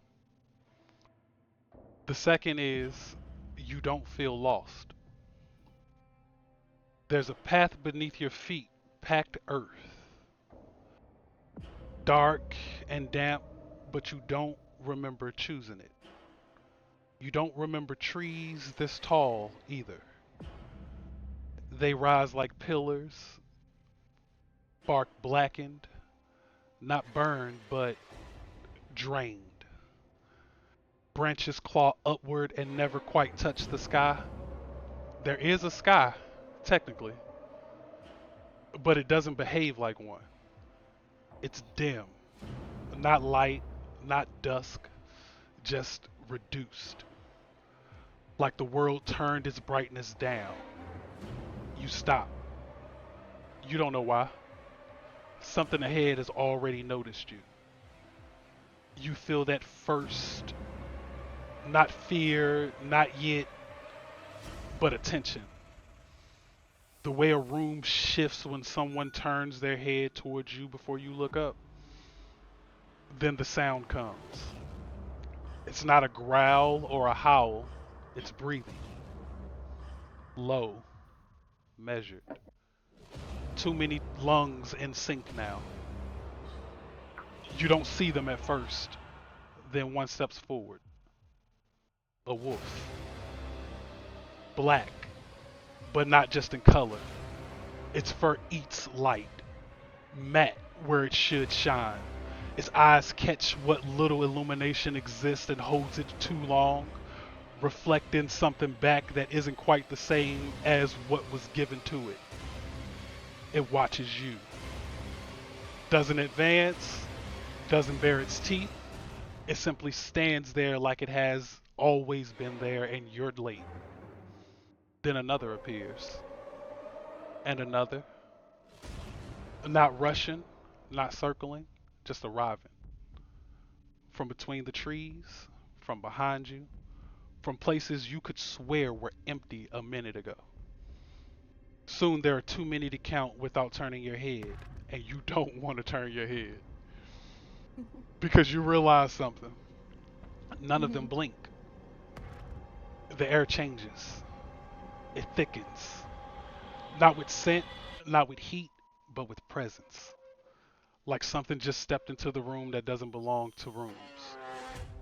The wolves don't move, they don't need to. Something else does. At the center of them, there's no footsteps, no shifting branches. She's just simply there. Aadinath. Not of light, not even of darkness, of shadow. She doesn't arrive dramatically, no surge, no flare. She's already where she needs to be. Her form is wrong in small ways. At a glance, she's a woman. Tall, composed, still. But edges don't behave. Her outline slips when you focus too long. Parts of her seem thinner than they should be, like something has been removed instead of shaped. Her eyes are the clearest thing about her. They're not glowing, they're not hollow, they're just deep. Too deep. Like they go somewhere instead of simply looking out. She studies you. She's not looking at you like you're prey or like you're a threat. She's looking at you like you're a tool being evaluated. Then she speaks. It's not a soft voice, it's not a loud voice, it's very direct. You don't belong to anything yet. No greeting, no introduction, no assessment. The wolves shift their weight at one. Not a step, just pressure changing on the ground. You felt it, she continues. That space where something should have claimed you and didn't. Then she pauses. You're still waiting. You realize your hands are clenched. You don't remember clenching them. She tilts her head slightly. You don't like waiting. One of the wolves exhales slowly. The sound drags along your spine. I don't offer comfort, she says plainly. You won't get that from me. A statement. It's not even a warning. I don't offer peace. Another wolf steps closer. Close enough now that you could touch it if you were stupid. I offer function. Her gaze sharpens, not aggressively, but with intent.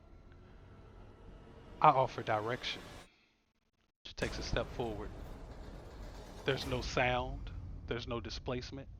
She's just closer. You are capable of more than what has been allowed. The word allowed lands differently to you. You know that.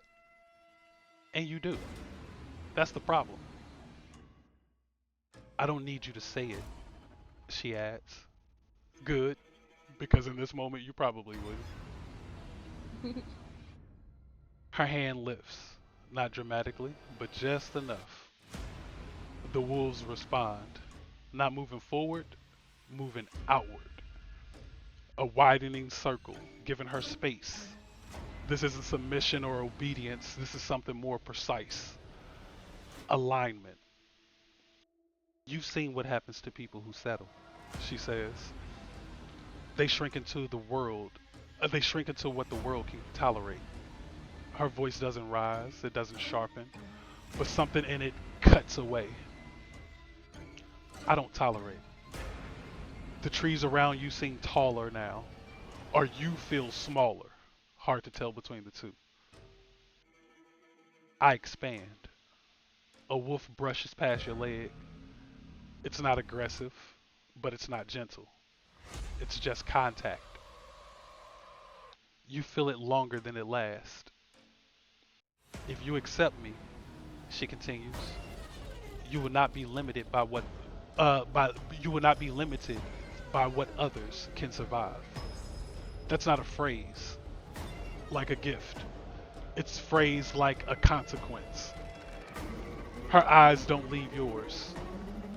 You will not be safe. A beat. You will not be liked. Then another. You will not be ignored. That one lingers. The wolves stop moving entirely. Every single one of them faces you now. Not threatening, but they're waiting. For most people, that's enough to say no, she says. Something like the edge of a smile. Not warmth, not cruelty, but recognition. But you're still here. She steps closer again. Now you're certain. She doesn't cast a shadow. She is the shadow. You don't want balance, she says quietly.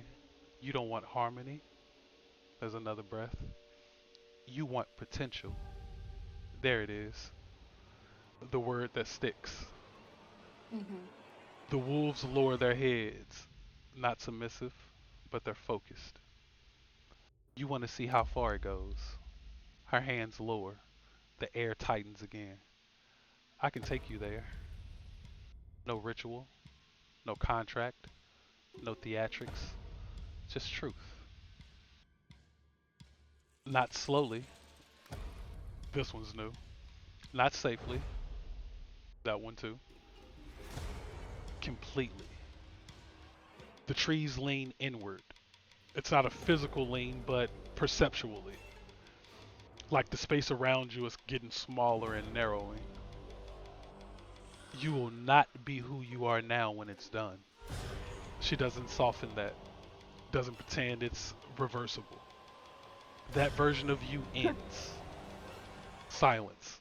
Then something better replaces it. One of the wolves lets out a low, single note. Not quite a growl, but it's like maybe it's agreeing. Or this is the sound of anticipation. You're thinking about the cost as she looks at you. Of course, you're thinking about the cost. Who wouldn't be? She says to you, you should. Her voice lowers slightly. Doesn't get quiet, it's just closer to you. I'm not asking you to ignore it. There's another pause. I'm asking if it matters. The question hangs. The wolves don't move. The air doesn't move. Nothing moves. Except your thoughts. She watches you think. That might be the most unsettling part. I don't need you to answer now, she says. Of course she doesn't need you to answer now. I'm not going anywhere. The force shifts subtly, but enough. You realize the path behind you is gone. Not hidden, gone. You'll come back to this moment, she continues. You already are. That doesn't make sense, but it doesn't have to. Her form begins to blur at the edges, not fading, not leaving, just less necessary to perceive fully. You don't need to find me. The wolves begin to step back, one by one. in a perfect silence. I'll be there when you decide. Her eyes are the last thing to remain clear. Depth. Endless depth. Then, tell me, she says, almost as an afterthought, how much of yourself are you willing to lose? Then there's a beat to see if you could, to see what you can become. The wolves vanish into the trees. No running, they're not hiding, they're just no longer present. The forest remains, the path does not, and for the first time since you've arrived, you feel alone.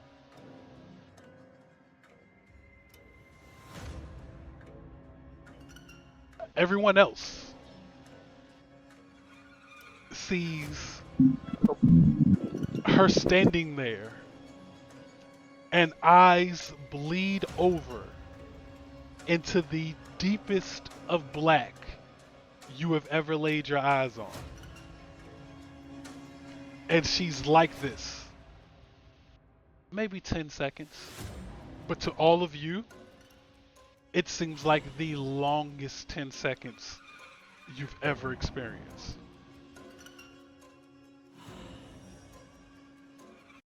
And then you're back.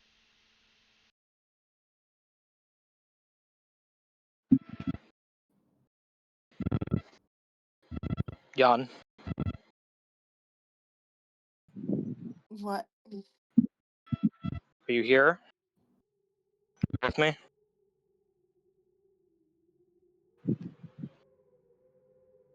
Yeah. Are you okay? I don't get it.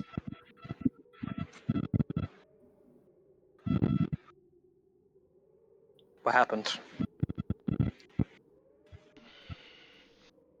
In that story, uh, Jan, as Yeah. these wolves kind of gathered on you, and Mm-hmm. you took, and Aadinath of Shadow took that step towards you, for a moment you felt a warmth kind of push over your body, and what felt like light wanted to interrupt and push into this shadow, but then you watched as it kind of crawled its way over it and not dispersed it but swallowed it whole. Okay.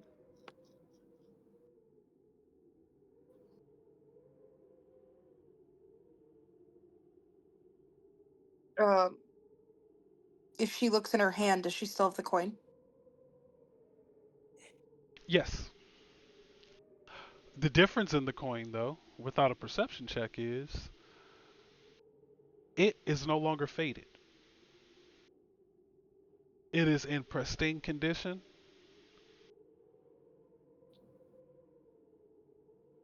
and looks identical to the coin that Kumi once had. Mm-hmm.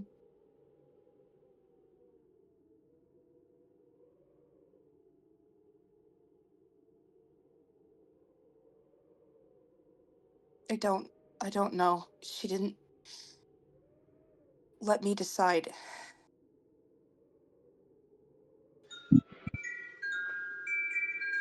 Did she not let you, or did you not?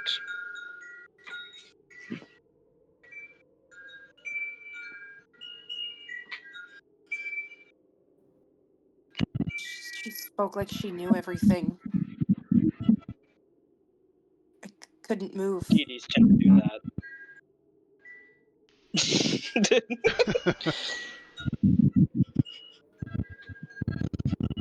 Okay. Very, very important part So, there. She said she couldn't move. yeah. Sar will kind of stand, say, well, it seems you have. I'm not going to push. This is your journey to make.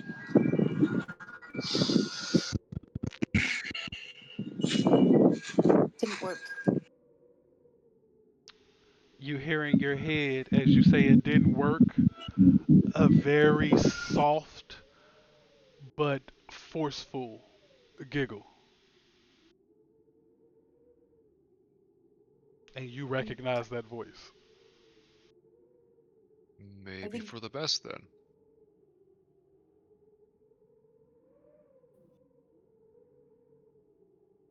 You would kind of see Yon lift her head slightly and look around.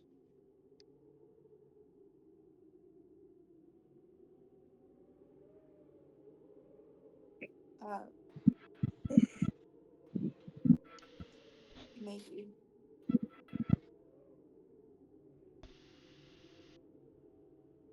I'd like to make an insight check on my sister. Please do. And what are you trying to insight? Her reaction to that.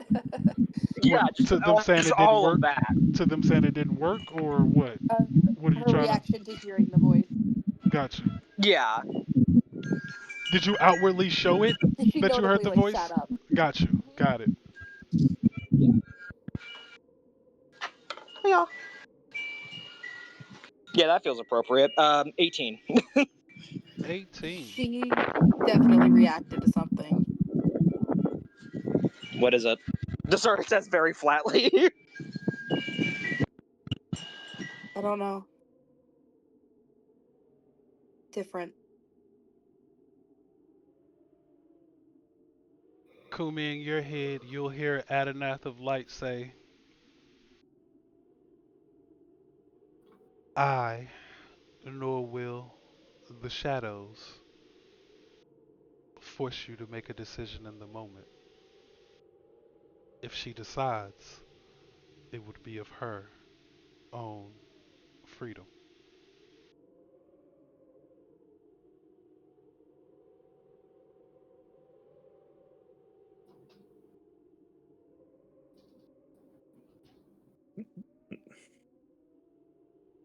You have the option to wait and to make your decision.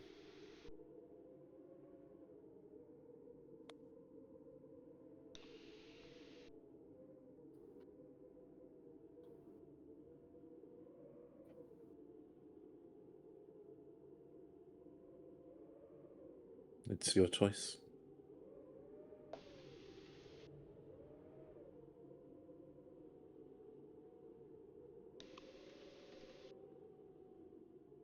She looks at So- Des. Sounds good to me. Sleep on it.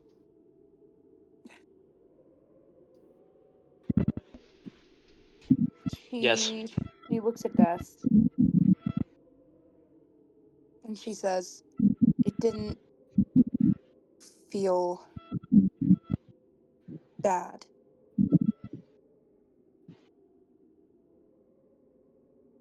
but it felt final." She nods.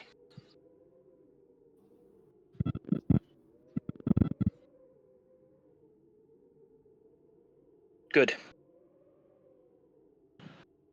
Whatever it is, I would tear the world apart in order to save my sister. So good.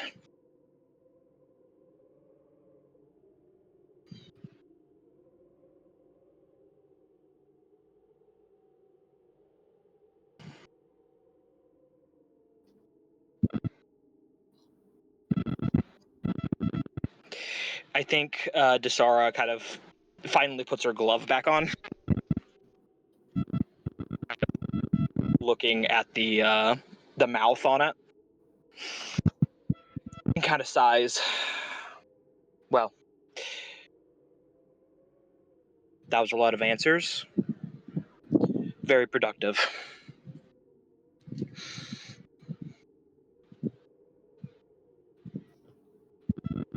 Coin still in your hand. Yep. You gotta tuck it away.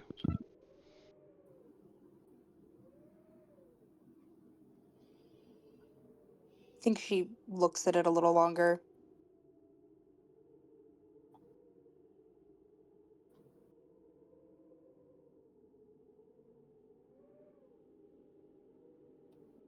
I think she's just kind of holding it and staring at it. Hmm.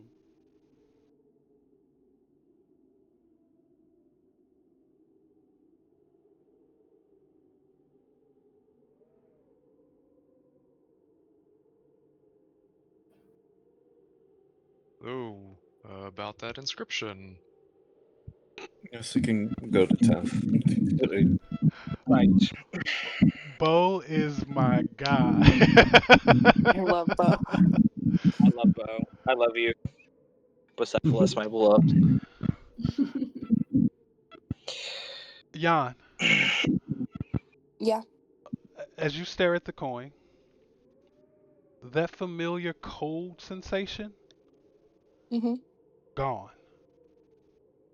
replaced with the warmth that runs the length of your arm and soothes you in a sense where you realize I should have goosebumps right now, Yeah. yet I don't.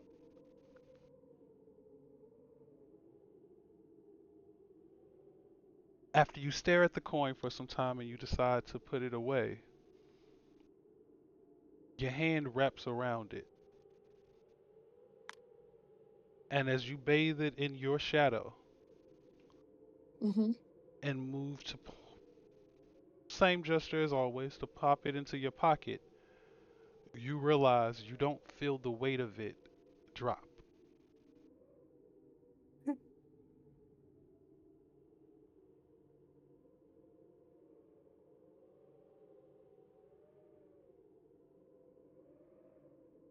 You look into the palm of your hands.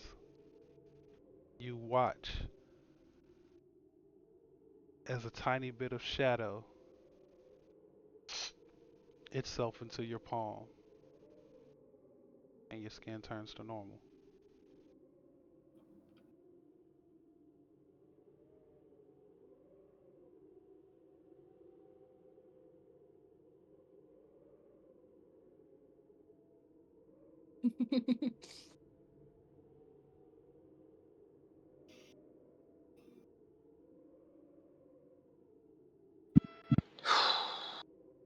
If anyone would have liked to have seen that happen, because this have been very unnoticeable, Kubi's been standing like over her shoulder. hmm Her desk was focused on her. I please give don't me a think, yeah. perception check because her going for her pocket to put the thing in her pocket would have been one thing, Is but normal. yeah.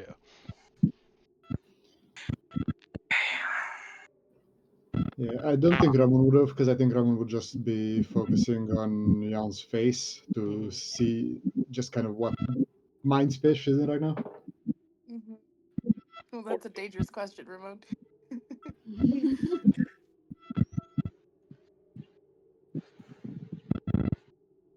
Those are the fun kind to ask. 13 for Dasara. 13 for Desara.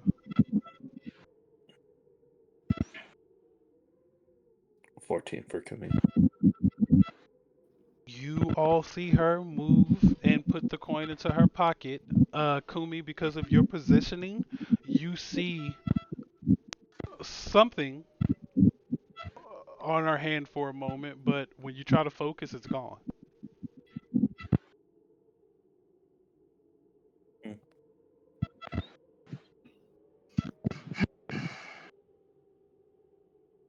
Vicious.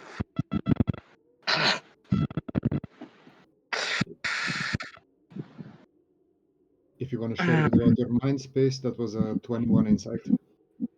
21 insight. Yep. He, previous to putting the coin away, looked very introspective and kind of disappointed. There's very clearly a expectation she's putting on herself that she felt like she failed. Um, Once she put the coin back in her pocket and kind of ran her hand over her other hand, you see that disappointment kind of melt away, and she's got a bit of her usual smirk back on her face.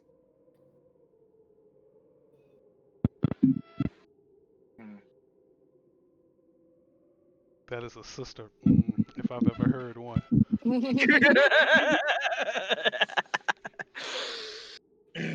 Head into I town. like.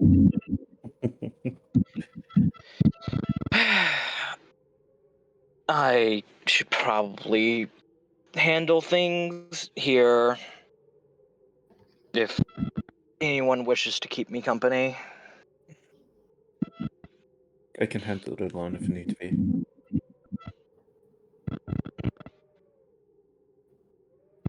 You should be fine. Just paperwork, boring things.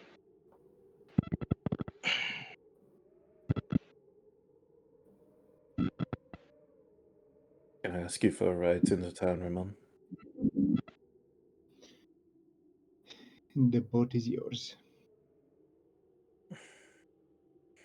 And he's gonna get up to get ready. Likewise for Kumi. Yeah, well, hey, if we're talking to your tiefling buddy, hey, I want to be along for that. Sounds like fun. On their way out, Ramon is just kind of going to just bump an elbow against Jan and just whisper, I suppose I should welcome you to the club. Thanks.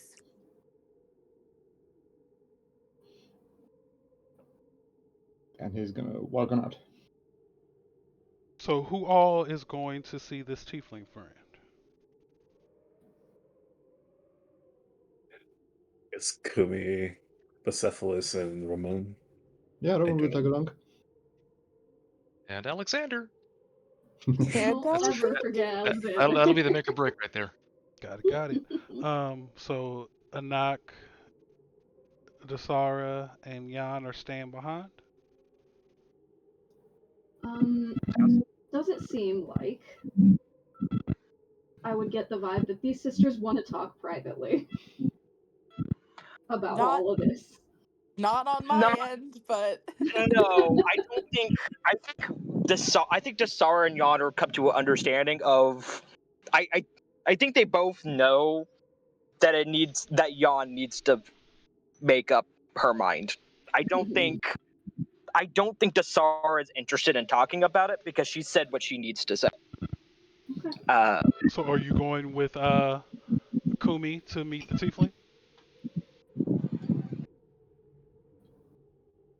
I think Enoch will take Dasara's offer to just keep her company. Okay, so She Dasara staying she behind. admitted she's doing paperwork. Okay, what about you, Jan? Are you staying behind or are you going to meet the tiefling?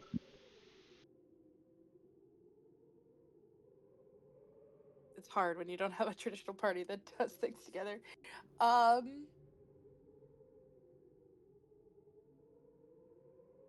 Jan.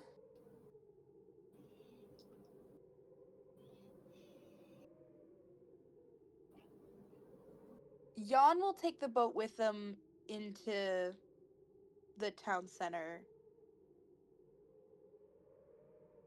but is probably not going with them there. Okay, so I have Dasara and Enoch staying behind. Mm-hmm. Alrighty. So we have been going for 2.5 hours. I'm gonna give everybody a 10-minute break to go relieve themselves, refresh drinks, snacks, whatever the case may be, and then we're gonna hop back into some things. I need to use the restroom myself, so Break sounds Yippee! great. I'm going to pause the recording so y'all can talk shit off camera. Okay, so back from our little intermission. We are going to two different locations. Our first group is going to have to transverse one of the gray veins in order to find this tiefling individual that Kumi knows. First question I have for Kumi is this tiefling male, female, or non-binary? Probably. I'm sorry to say female. I think I heard an F. Yes. Okay. Yes. Sorry. Alrighty. No, you're good. Mics suck. I work in tech. I know this well enough now. So, yeah, you Yeah. are looking for a tiefling woman by the name of Azalis Thornville. I'll post that name for you.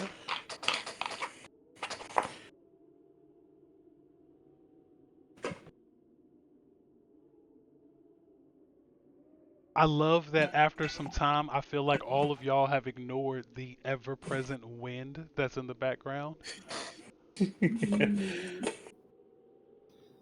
I mean, after a year and a half, you kind of get used to it. I just have it in real life, so it's fine. I have them muted. I just have real life ass wind.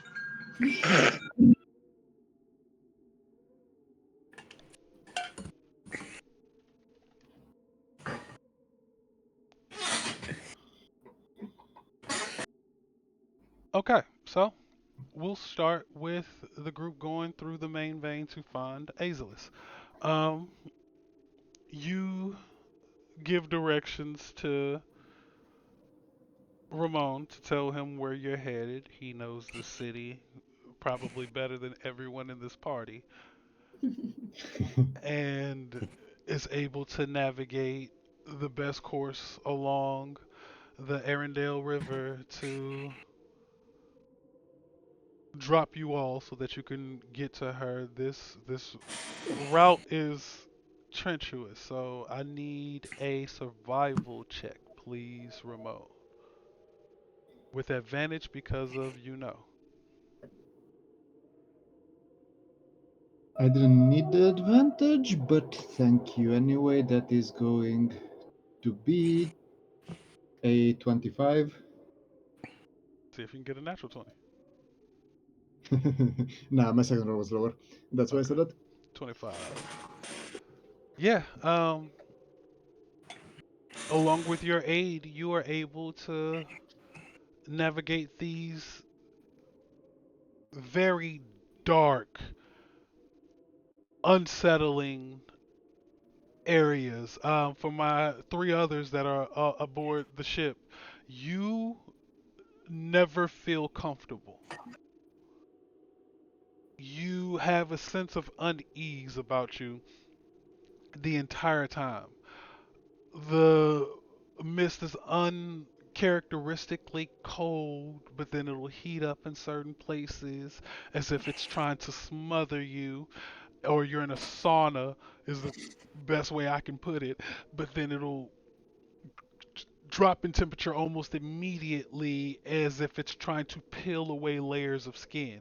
You hear voices whispering to you, there are figures dancing at the edges of your vision, and whenever you try to pull them in, they aren't able to really be focused. It's just unsettling the entire time. But you are able to get to an area where the mist thins. It doesn't exactly disappear, but it is a thin coat compared to what you just got through.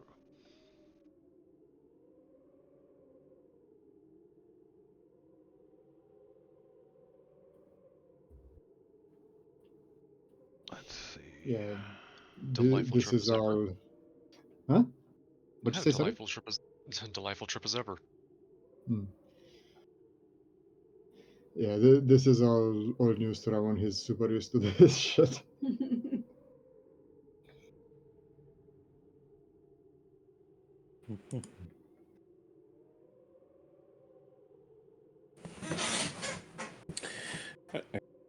Thank you for the ride. Lead the way.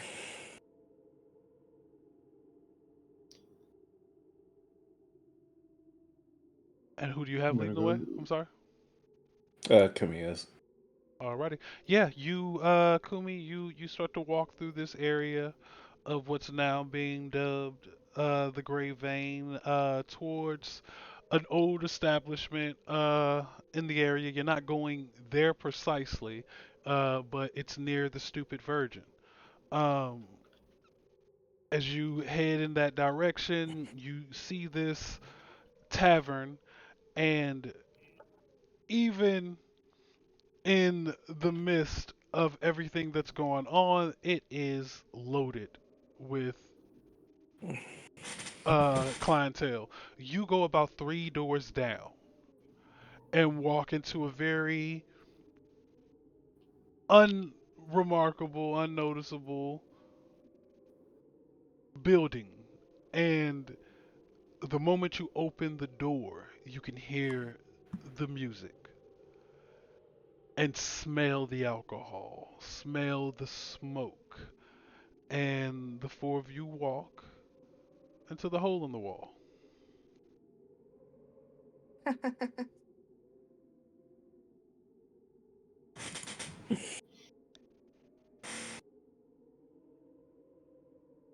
think she's looking around for her, but is aware of all of this, so she's just taking her time with that, getting involved with anything that's happening. Yeah, there are people drinking, playing several games, lots of gambling going on, lots of loud talking. Several sets of dice can be heard clanking against tables, drinks as well. You see several people playing cards, different games, depending on what table you're at. It is just a loud, rambunctious environment.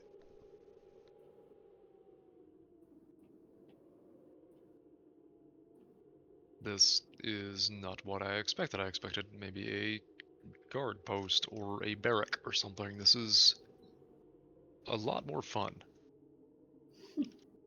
Guards have lives too. Did you frequent places like this a lot, Kumi?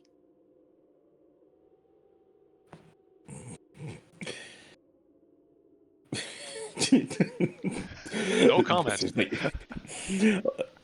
I think there's like a picture of her writing on the wall. Bets and just her fist fights that's happened there, and Kumi's name's on it. It's like, don't worry about it. I love this. As you say this, yes, I love that picture. So as you say that, y'all walk past like this little thing that has like this part of the wall that has like just photos on it, right? And Jan turns and asks you this question, Kumi, so you can see the picture.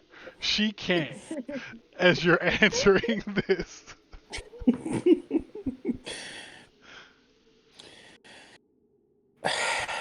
Yes. Just the silent yes.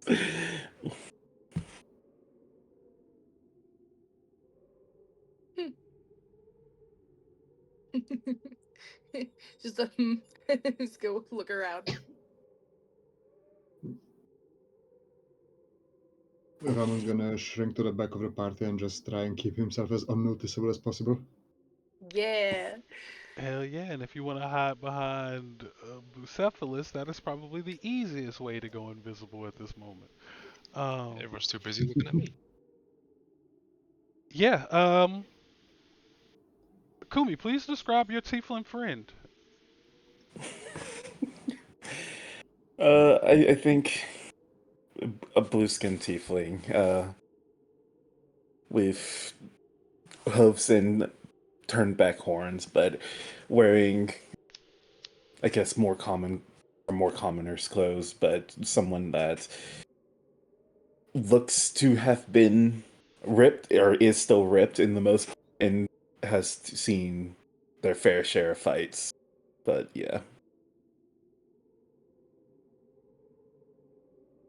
Yeah, as you're coming over to the table, you see she's holding two cards in her hand, and there's four more spread out on the table, and that's her and one guy are staring at each other while there's about four or five other people circling this table, who seem to be watching what's going on right now. And you see the guy across from her push all of their uh, coin into the center of the table, and your friend does the same, but not with all of their coin. Their stack is dramatically bigger. So just a small portion of Azalus's coin goes forward, and you see the other person turn their cards over, and Azalus kind of looks down and kind of gives a smirk and looks at you, Kumi, gives a wider smirk before she turns back to the guy and grabs his face and slams it into the table several times before letting him fall to the ground. That is a hell of a game.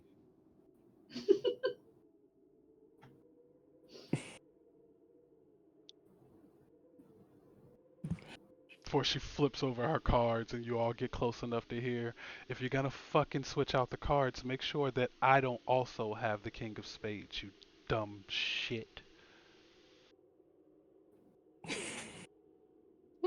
Someone didn't count their cards properly.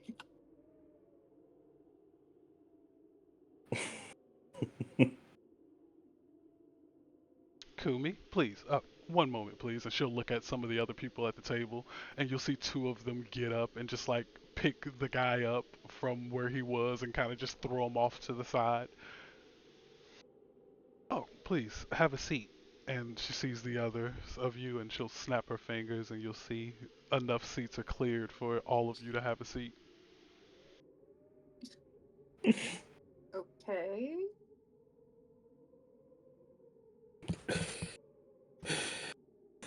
Kumi is signing again, but yeah, I need your help probably in a more private area, but it's something I was looking into. Yeah.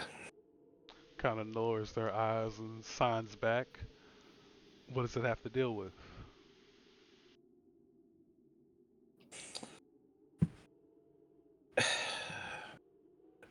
The murder about a year ago. It's involved with the circle that we found there, the summon. Has a abyssal and found. As you bring up the circle, you can see kind of her nonchalant nature that she kind of had when you all approach kind of drain away and is replaced by a bit more of a militant woman now. And Mm-hmm. she'll just give you a nod before standing and looking at the others, and they kind of just know what's going on, and she leads you to a back room. Following along. She didn't like that. The boat just sat down. Okay, fine. Does Bo say that out loud? There's kind of like that unspoken like, come on, okay. She, The exasperated like kind of throwing his hands up a little bit like what the hell. I But, got that's about it. not looking at you and walking. She goes, I got drinks back here too, big fella.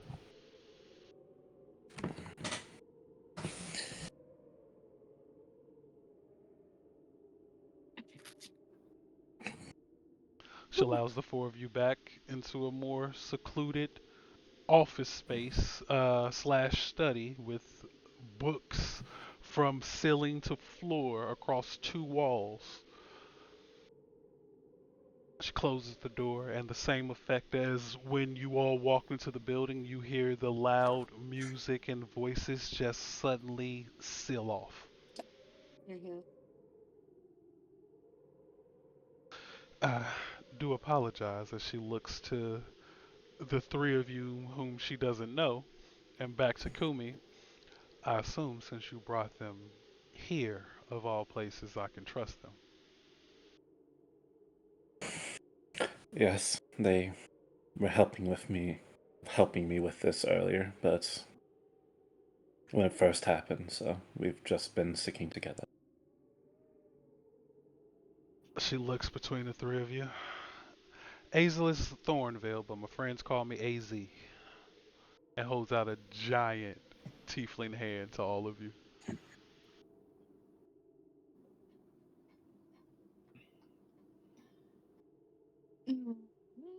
Knowing what this is about, I think Jan will take her hand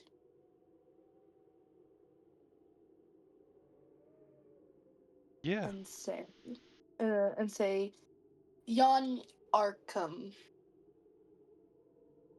Arkham. Oh. Of Arkham Manor. Yeah. Oh, your daddy lies about you a lot. Nice, He did.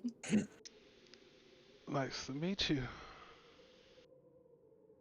And then she'll shake Ramon's hand. I know of you very Yeah, well. Ramon will actually keep his and to himself, and just kind of go like when she said, "I don't know the lot of you," to the entire group.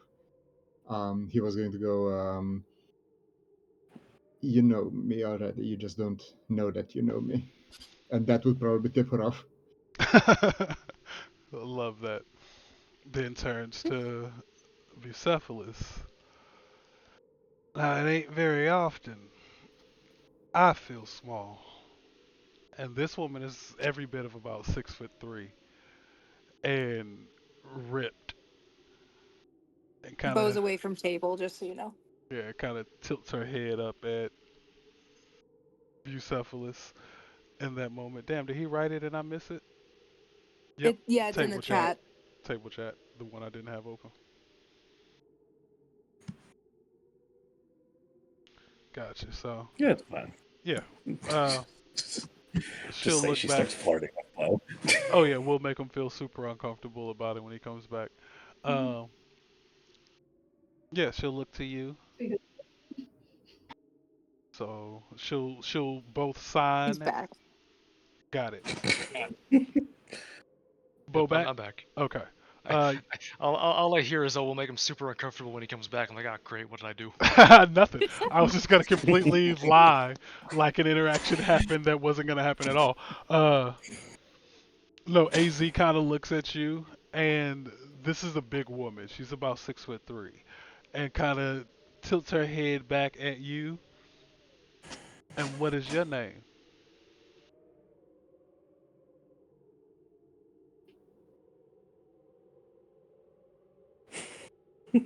Who is you? You. Me? Oh, shit. She looks around. I don't think I have to look up at anybody else in the room. Bucephalus? Ma'am? Can I hold out his hand for a handshake? Oh yeah, she meets it, and this is a big hand, and yours is still bigger, clearly, but large hand, But for once, I'm not afraid of like absolutely crushing someone to dust not with a at all. handshake. And you can feel the strength behind the handshake. That shared unspoken nod of like, okay, yeah, this is someone who can, take a punch. Mhm, mhm. Don't Um, often don't often get those kinds of people in Mistwood. It's everyone, give me perception checks.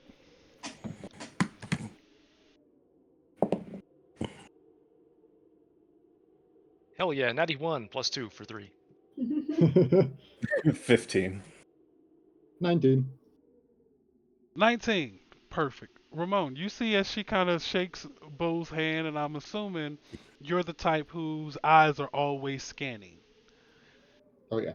So you kind of pick up on an old parchment that kind of resembles a newspaper article. Kind of 27. 27? Mhm. Damn. Okay, so you both see this. You see it with excruciating details. Uh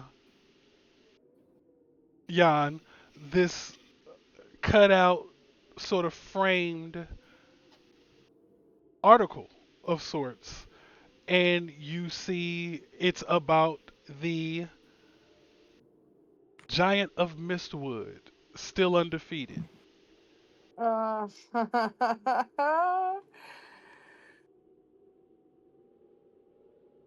kind of hidden away behind some boxes of and books stacked up, but you can make out a corner of the article plain as day.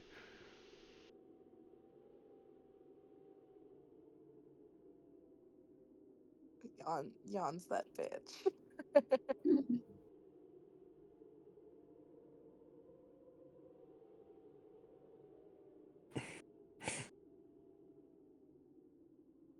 So I was conveniently checked out for the last couple of seconds here. Whose hand am I shaking?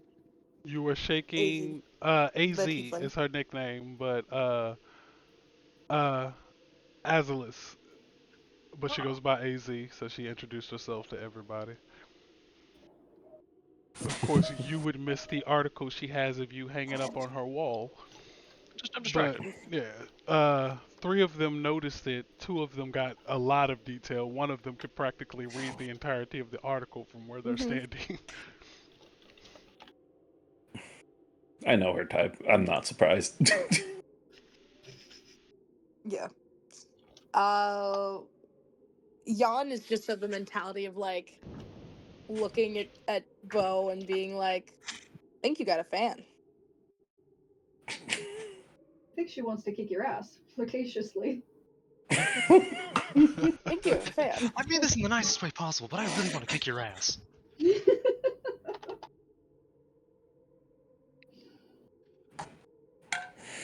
So, have we talked about why we're here yet? Not yet.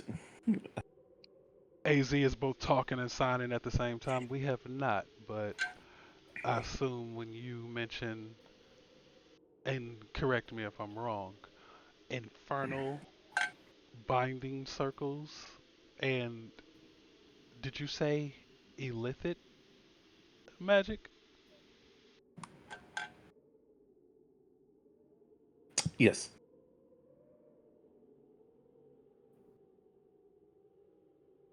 She just pauses there for a moment. Two different circles. No? Same circle. The exact same circle. That can't be. How? Pull out the pictures. She kind of comes over to you now, and now you can see this is a big ass nerd. Like, this woman is as much brain as she is brawn. Bruh. Um, Yeah. and she grabs this paper ever so delicately and walks over to her desk and sits down with it and starts looking.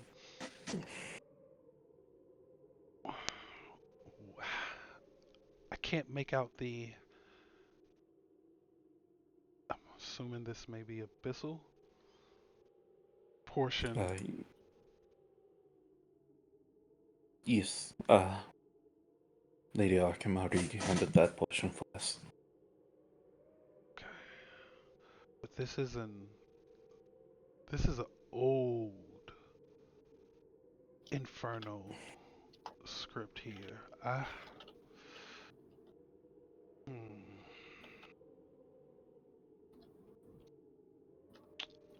I've only seen this in one other location.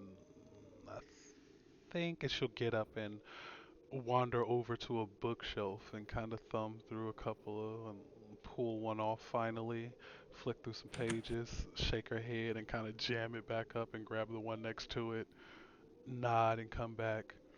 Yeah, that's what I thought. This, the only being I know that uses this type of script is Zariel, Who? the archdevil of the first hell, Avernus. Oh.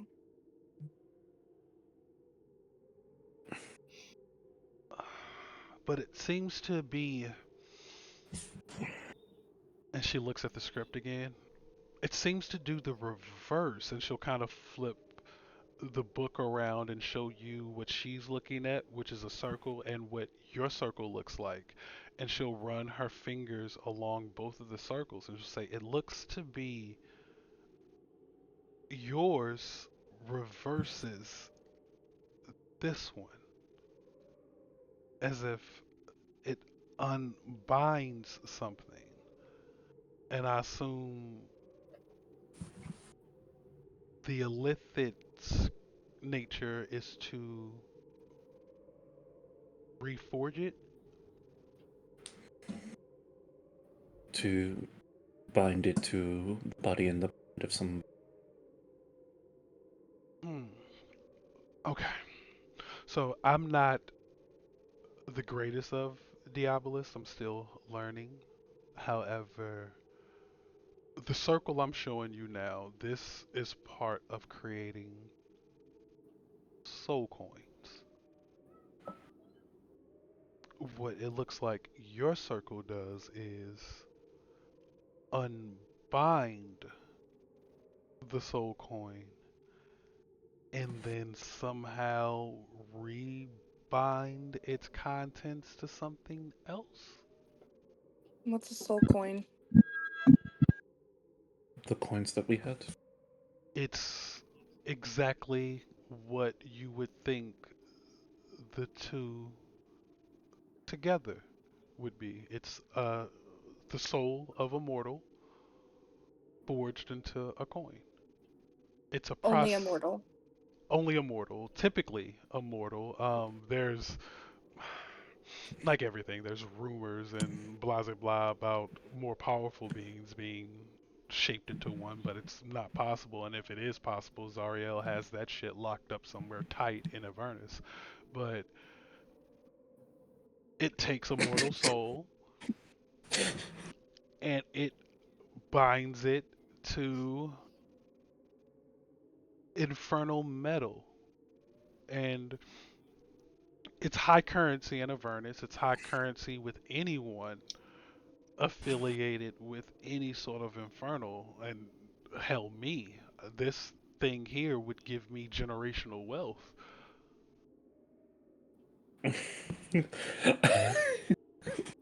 Kiwi's just staring at her. Look.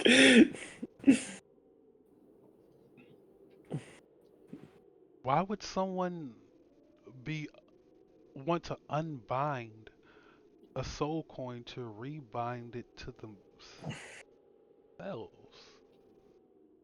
Not themselves. A vessel.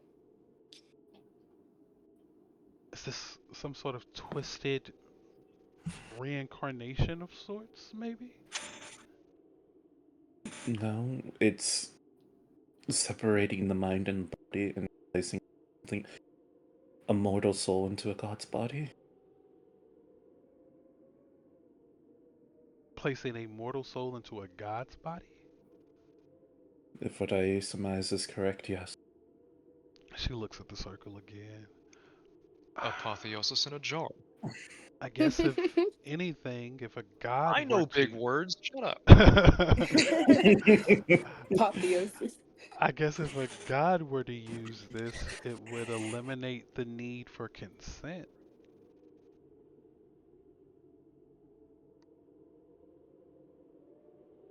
Divines have to have permission. The only ones who could bypass that are true devilkin. They can possess, but for anything of a celestial or divine nature, even in origin, they must have permission.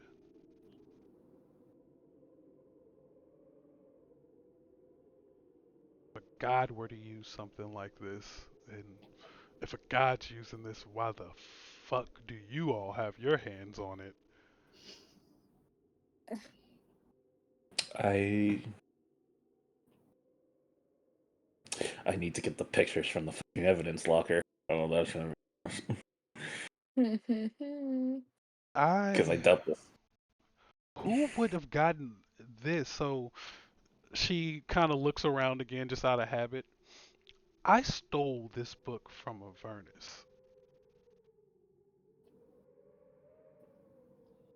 I'm probably one of two people, maybe three, who even know this process outside of Zariel and her most trusted Where did you themselves. steal the book from? The first level of hell. And she Oh, just smiles very you've been devishly. you've been. That's great. Um, she looks at Kumi with a bit of seriousness, as if like, do I say anything? She nods her head yes.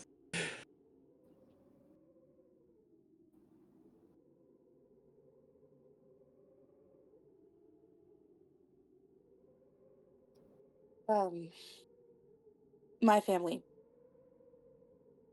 Knows. You are in Arkham. Wait.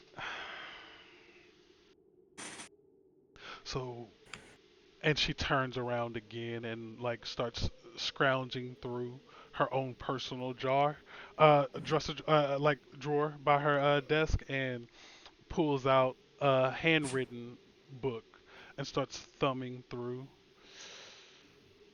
Okay. Looks at you, Jan. We're all in agreement. Your dad was an asshole, right? Completely. Ooh, okay. So you see her kind of visibly relax for a moment. Um, if he got his hands on this, then there's only one fucker who I know would have worked with him and been even capable of breaking into Avernus in the first fucking place. And she thumbs through and she lands on a name, Zevran Blackmark. And I'll pop that name in there. Great. Is that familiar to me at all? Zevran Blackmark. Give me a history check. I'll make one too if I can. Of course. I'll say both of you do it with advantage for different reasons. 17. 17 also. Okay. Funny enough, both of you recognize the name for different reasons. Um, Mm-hmm. Zevran Blackmark is a name of an individual whom, Jan, you can recall Eugene meeting with on several occasions. Mm-hmm. Typically just the two of them, always in private, always with Zevran arriving with a stack of books under his arms and walking out with less than what he came in with. Um, Kumi, this name has crossed the name of the Guardians 1,000,001 times. And every time you all were very close to getting this person caught up with things. The use of illegal magics, um, including but not limited to necromancy, um, theft, so many things. Eugene Arkham and his paid constituents always How can seem you to get get them off. them off of trouble? They should have just killed the bastard. Yeah, that's that's him probably. He was at my house a lot.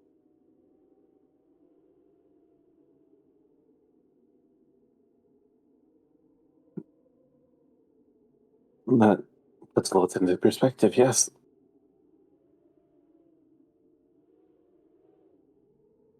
He was like a researcher that my dad talked to. He, and you'll see AZ lean back, and she does not want to say the next words that come out of her mouth, but she does. Is probably the most talented Diabolist I've ever met.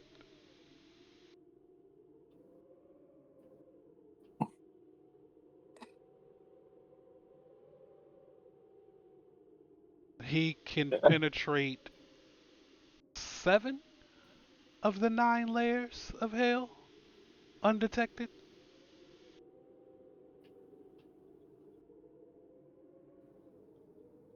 All right.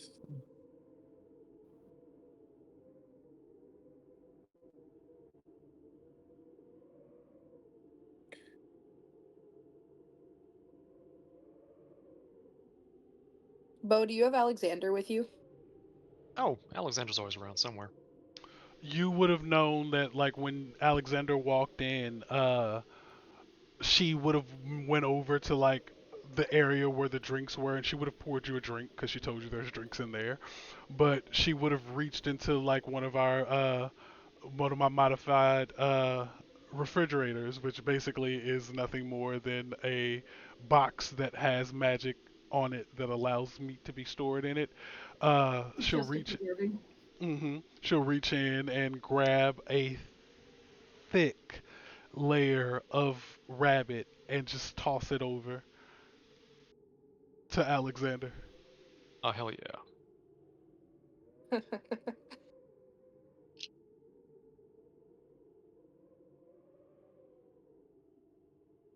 Still happily gnawing away on that thing as we speak. Hell yeah, it is thick Is and he is Alexander enjoying it. friendly? Yeah, I mean, I think. Well, the thing like catches and eats rabbits just for fun, so that's a Yeah, they're a hunter animal, I think but the are they like appropriate word friendly to is he's people? trained. So yeah. As far as yeah, no one. Bo has no freaking clue. Like if Alexander is anyone's dog, he just kind of showed up one day and didn't want to leave. So cool, free dog. But yeah, Bo and Alex haven't gotten into an actual honest to goodness like life or death scrap yet. So I don't Hmm. think anyone knows exactly how uh, feral, is that the right word? Anyway, how feral Alexander could get in an actual fight. So that'll be fun to figure out. But yeah, no, as far as anyone is concerned, yeah, Alexander's like a a very very large puppy. Okay, so as the conversation gets a lot more deep and a lot more things are coming out, I think Jan would just like move closer to Alexander, just kind of like dog. Comfort the puppy. but as of what y'all have seen over the year and a half of this dog being around, he's very calm around humans. You haven't seen him go after anything that hasn't deserved it. Yeah. If Bucephalus would punch the person in the face, Alexander would, Alexander takes that as, oh, but kill order. yeah, so it's yeah, boom.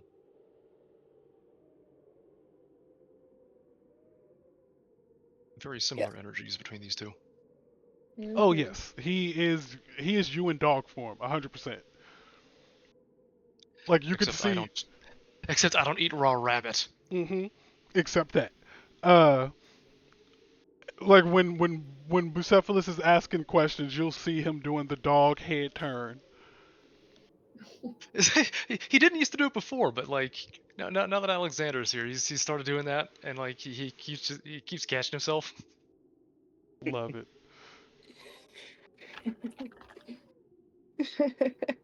Yeah, Jan just moves closer to Alexander, just kind of puppy therapy.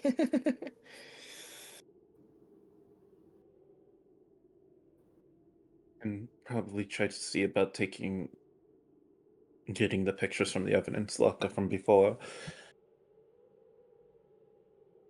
Why would you need the old ones?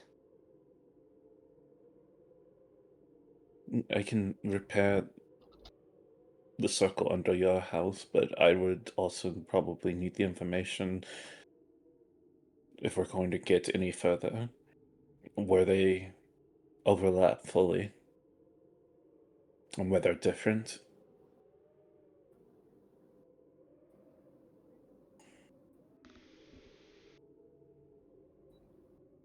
I Okay. wondered, is Zavrin in town, or if we're dealing with the Diabolist who can slip into and out of the first circle of hell, does in town really even mean anything? That is the question, isn't it? And she kind of looks at Eon since Daddy Dearest, poof, vanished. Yeah.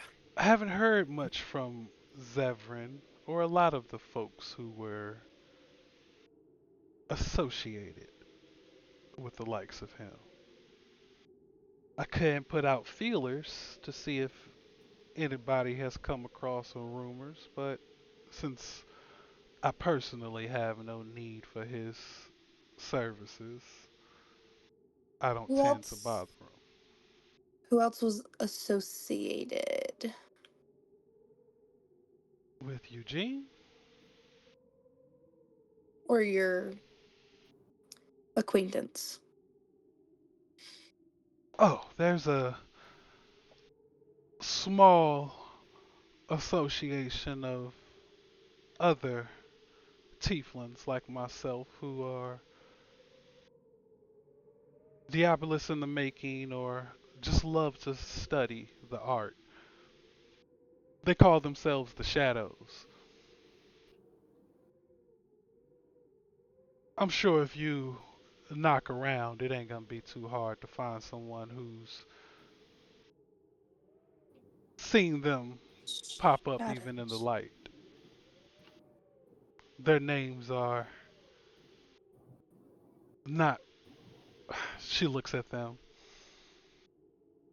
You all, I've introduced myself as AZ, but we all carry what's known as a virtue as well. A lot of them are known by that title instead. Got it.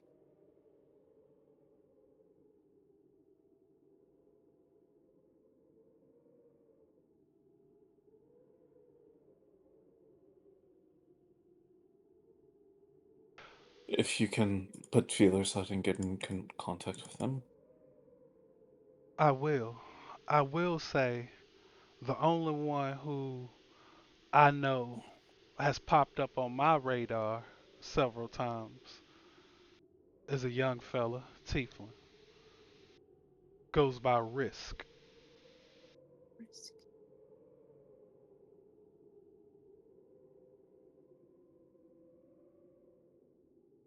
He's the one who's typically willing to put himself in more danger than the others. Gets an unusual amount of enjoyment out of it.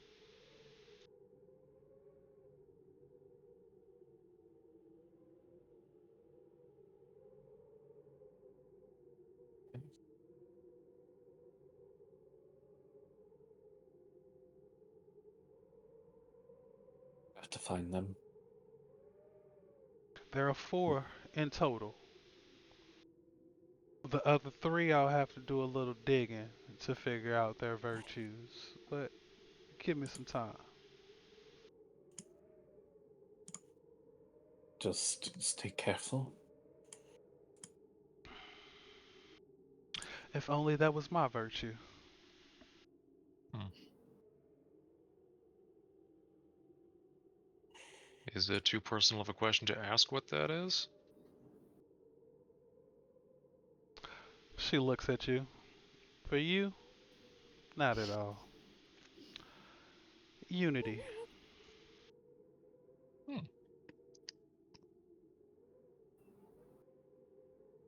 But Unity isn't as badass as AZ, so.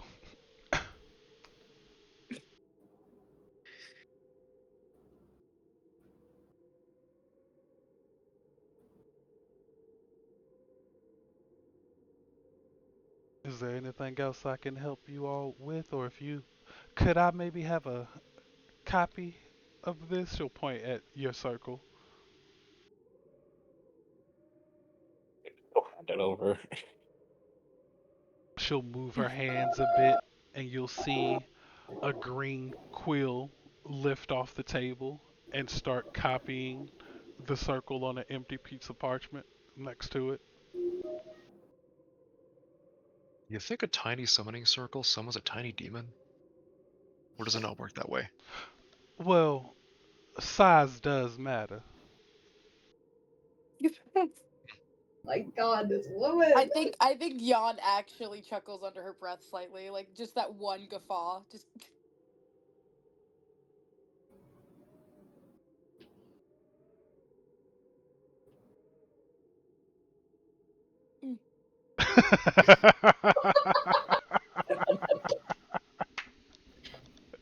So, are such a we correct response.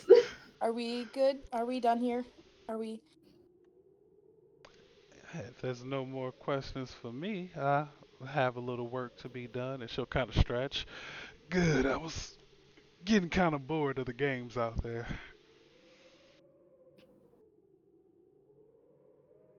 All questions asked and answered. We have a new lead and some feelers out. Definitely those. One of these days, we're going to start getting questions answered with actual answers and not more questions.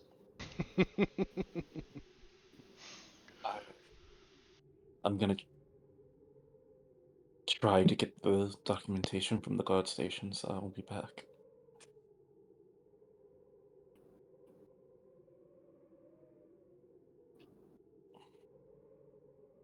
We pan out of the room and back into Arkham Manor, where we have Desara and Anak. What are you two currently doing? Um, I think Desara, uh, Desara's favorite thing is spending time with people, kind of existing a purpose, generally speaking. Um, so I think legitimately she is actually doing paperwork.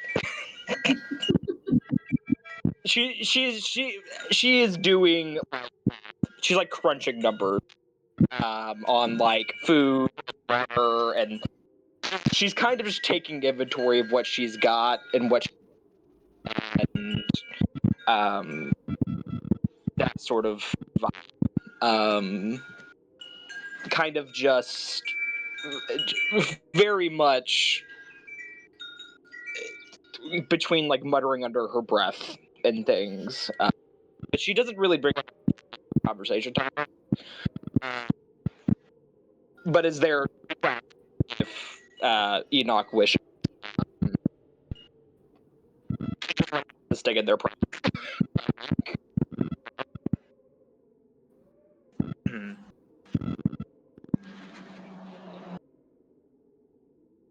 I think Enoch is. They're not gonna try and interrupt her work, and would probably like offer to assist. Like, hey, I need that book over there, and they would bring it for you. Or like, if there was menial paperwork that they could take on, they would offer to help.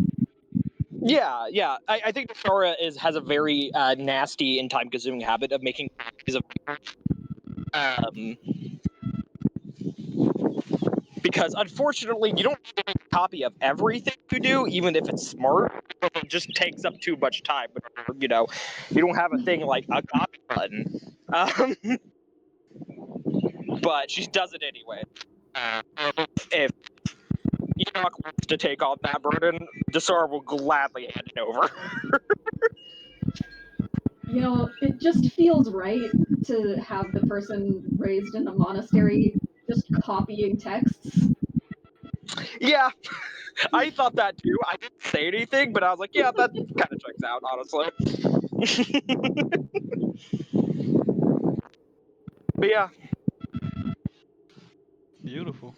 Actual paperwork, and I love it. I love that we actually have efficiency going on, like real life efficiency.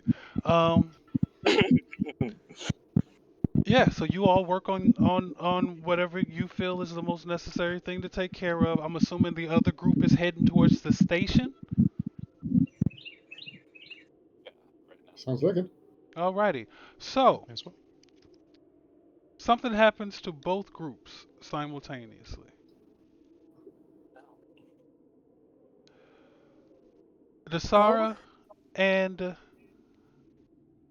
Enoch, you hear the most bone chilling scream coming from the direction of the garden before you hear an equally disturbing sound that is just wet and grotesque, like something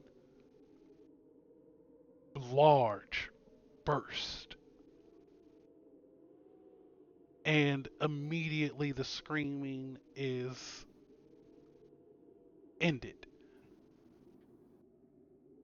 followed by a cacophony of more screams. as my other four navigate the gray, um, damn, I'm forgetting my name. Just the gray veins. Mist begins to thicken.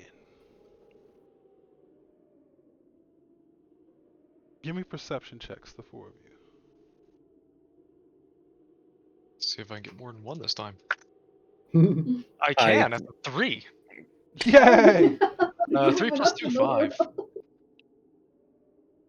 16.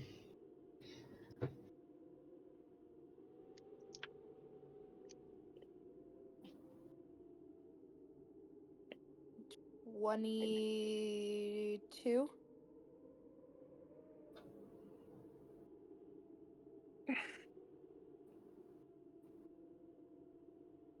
What did Kumi get?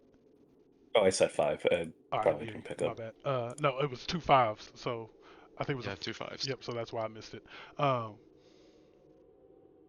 Kumi, not Kumi. Jan and Ramon, you hear the sound of wet, naked feet against pavement, just as extremely fast towards you, and then you hear another set, followed by a well too familiar Yeah. coming from multiple directions, and the sound of something large dragging its weight against the ground. And I need everybody to roll initiative before we end for the day. Unless y'all got time. Unless y'all got time. I was gonna end with us coming into initiative next week. I got family visiting in a bit here, so I gotta start cooking dinner. Yeah. Get ready for them. I figured I'd put y'all at the spot where we could come in with combat. Let me get everyone's initiatives Works great. real quick. I need to switch to this first. Yep, let's come 7. here. That is. Oh, let me get the initiative tracker open real quick.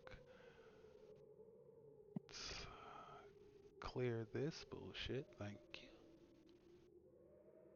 Alrighty, so Kumi, you said you got 7? He's focused on other things. Oh, okay. Anybody else? Anybody else? 22. 17. Also 22. Okay, so 22. What's your My deck, dexterity, Ramon?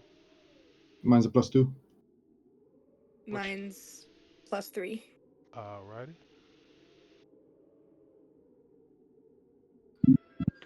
The 24 for Dasara.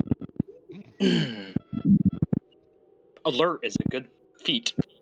Yeah. Uh, And then 16 for Enoch. Do you want to swap, Enoch? Because I can I swap. would love to, sure. By all means, take my 24. I'll take that 24 for sure. Yeah.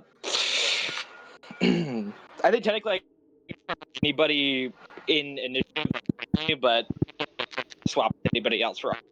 So. Bo, I missed yours. What was your initiative again? 17. 17. Thank you much. Big 1 7.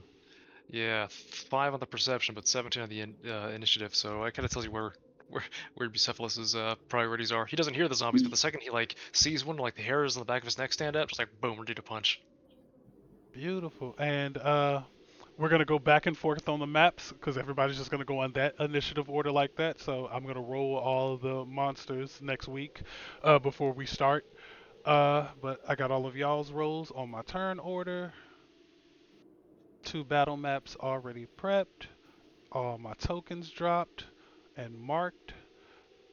I'm ready to go. Okay, so I hope you all enjoyed session 4 of Murder in Mistwood. A lot of lore drops, a lot of questions that are still crazy unanswered because the more you got, the more you questioned.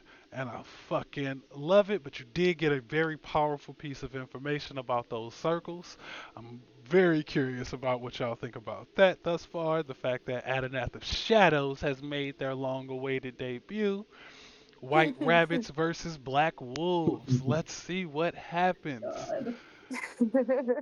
Thank you all. See you next weekend for the same bullshit. Yep.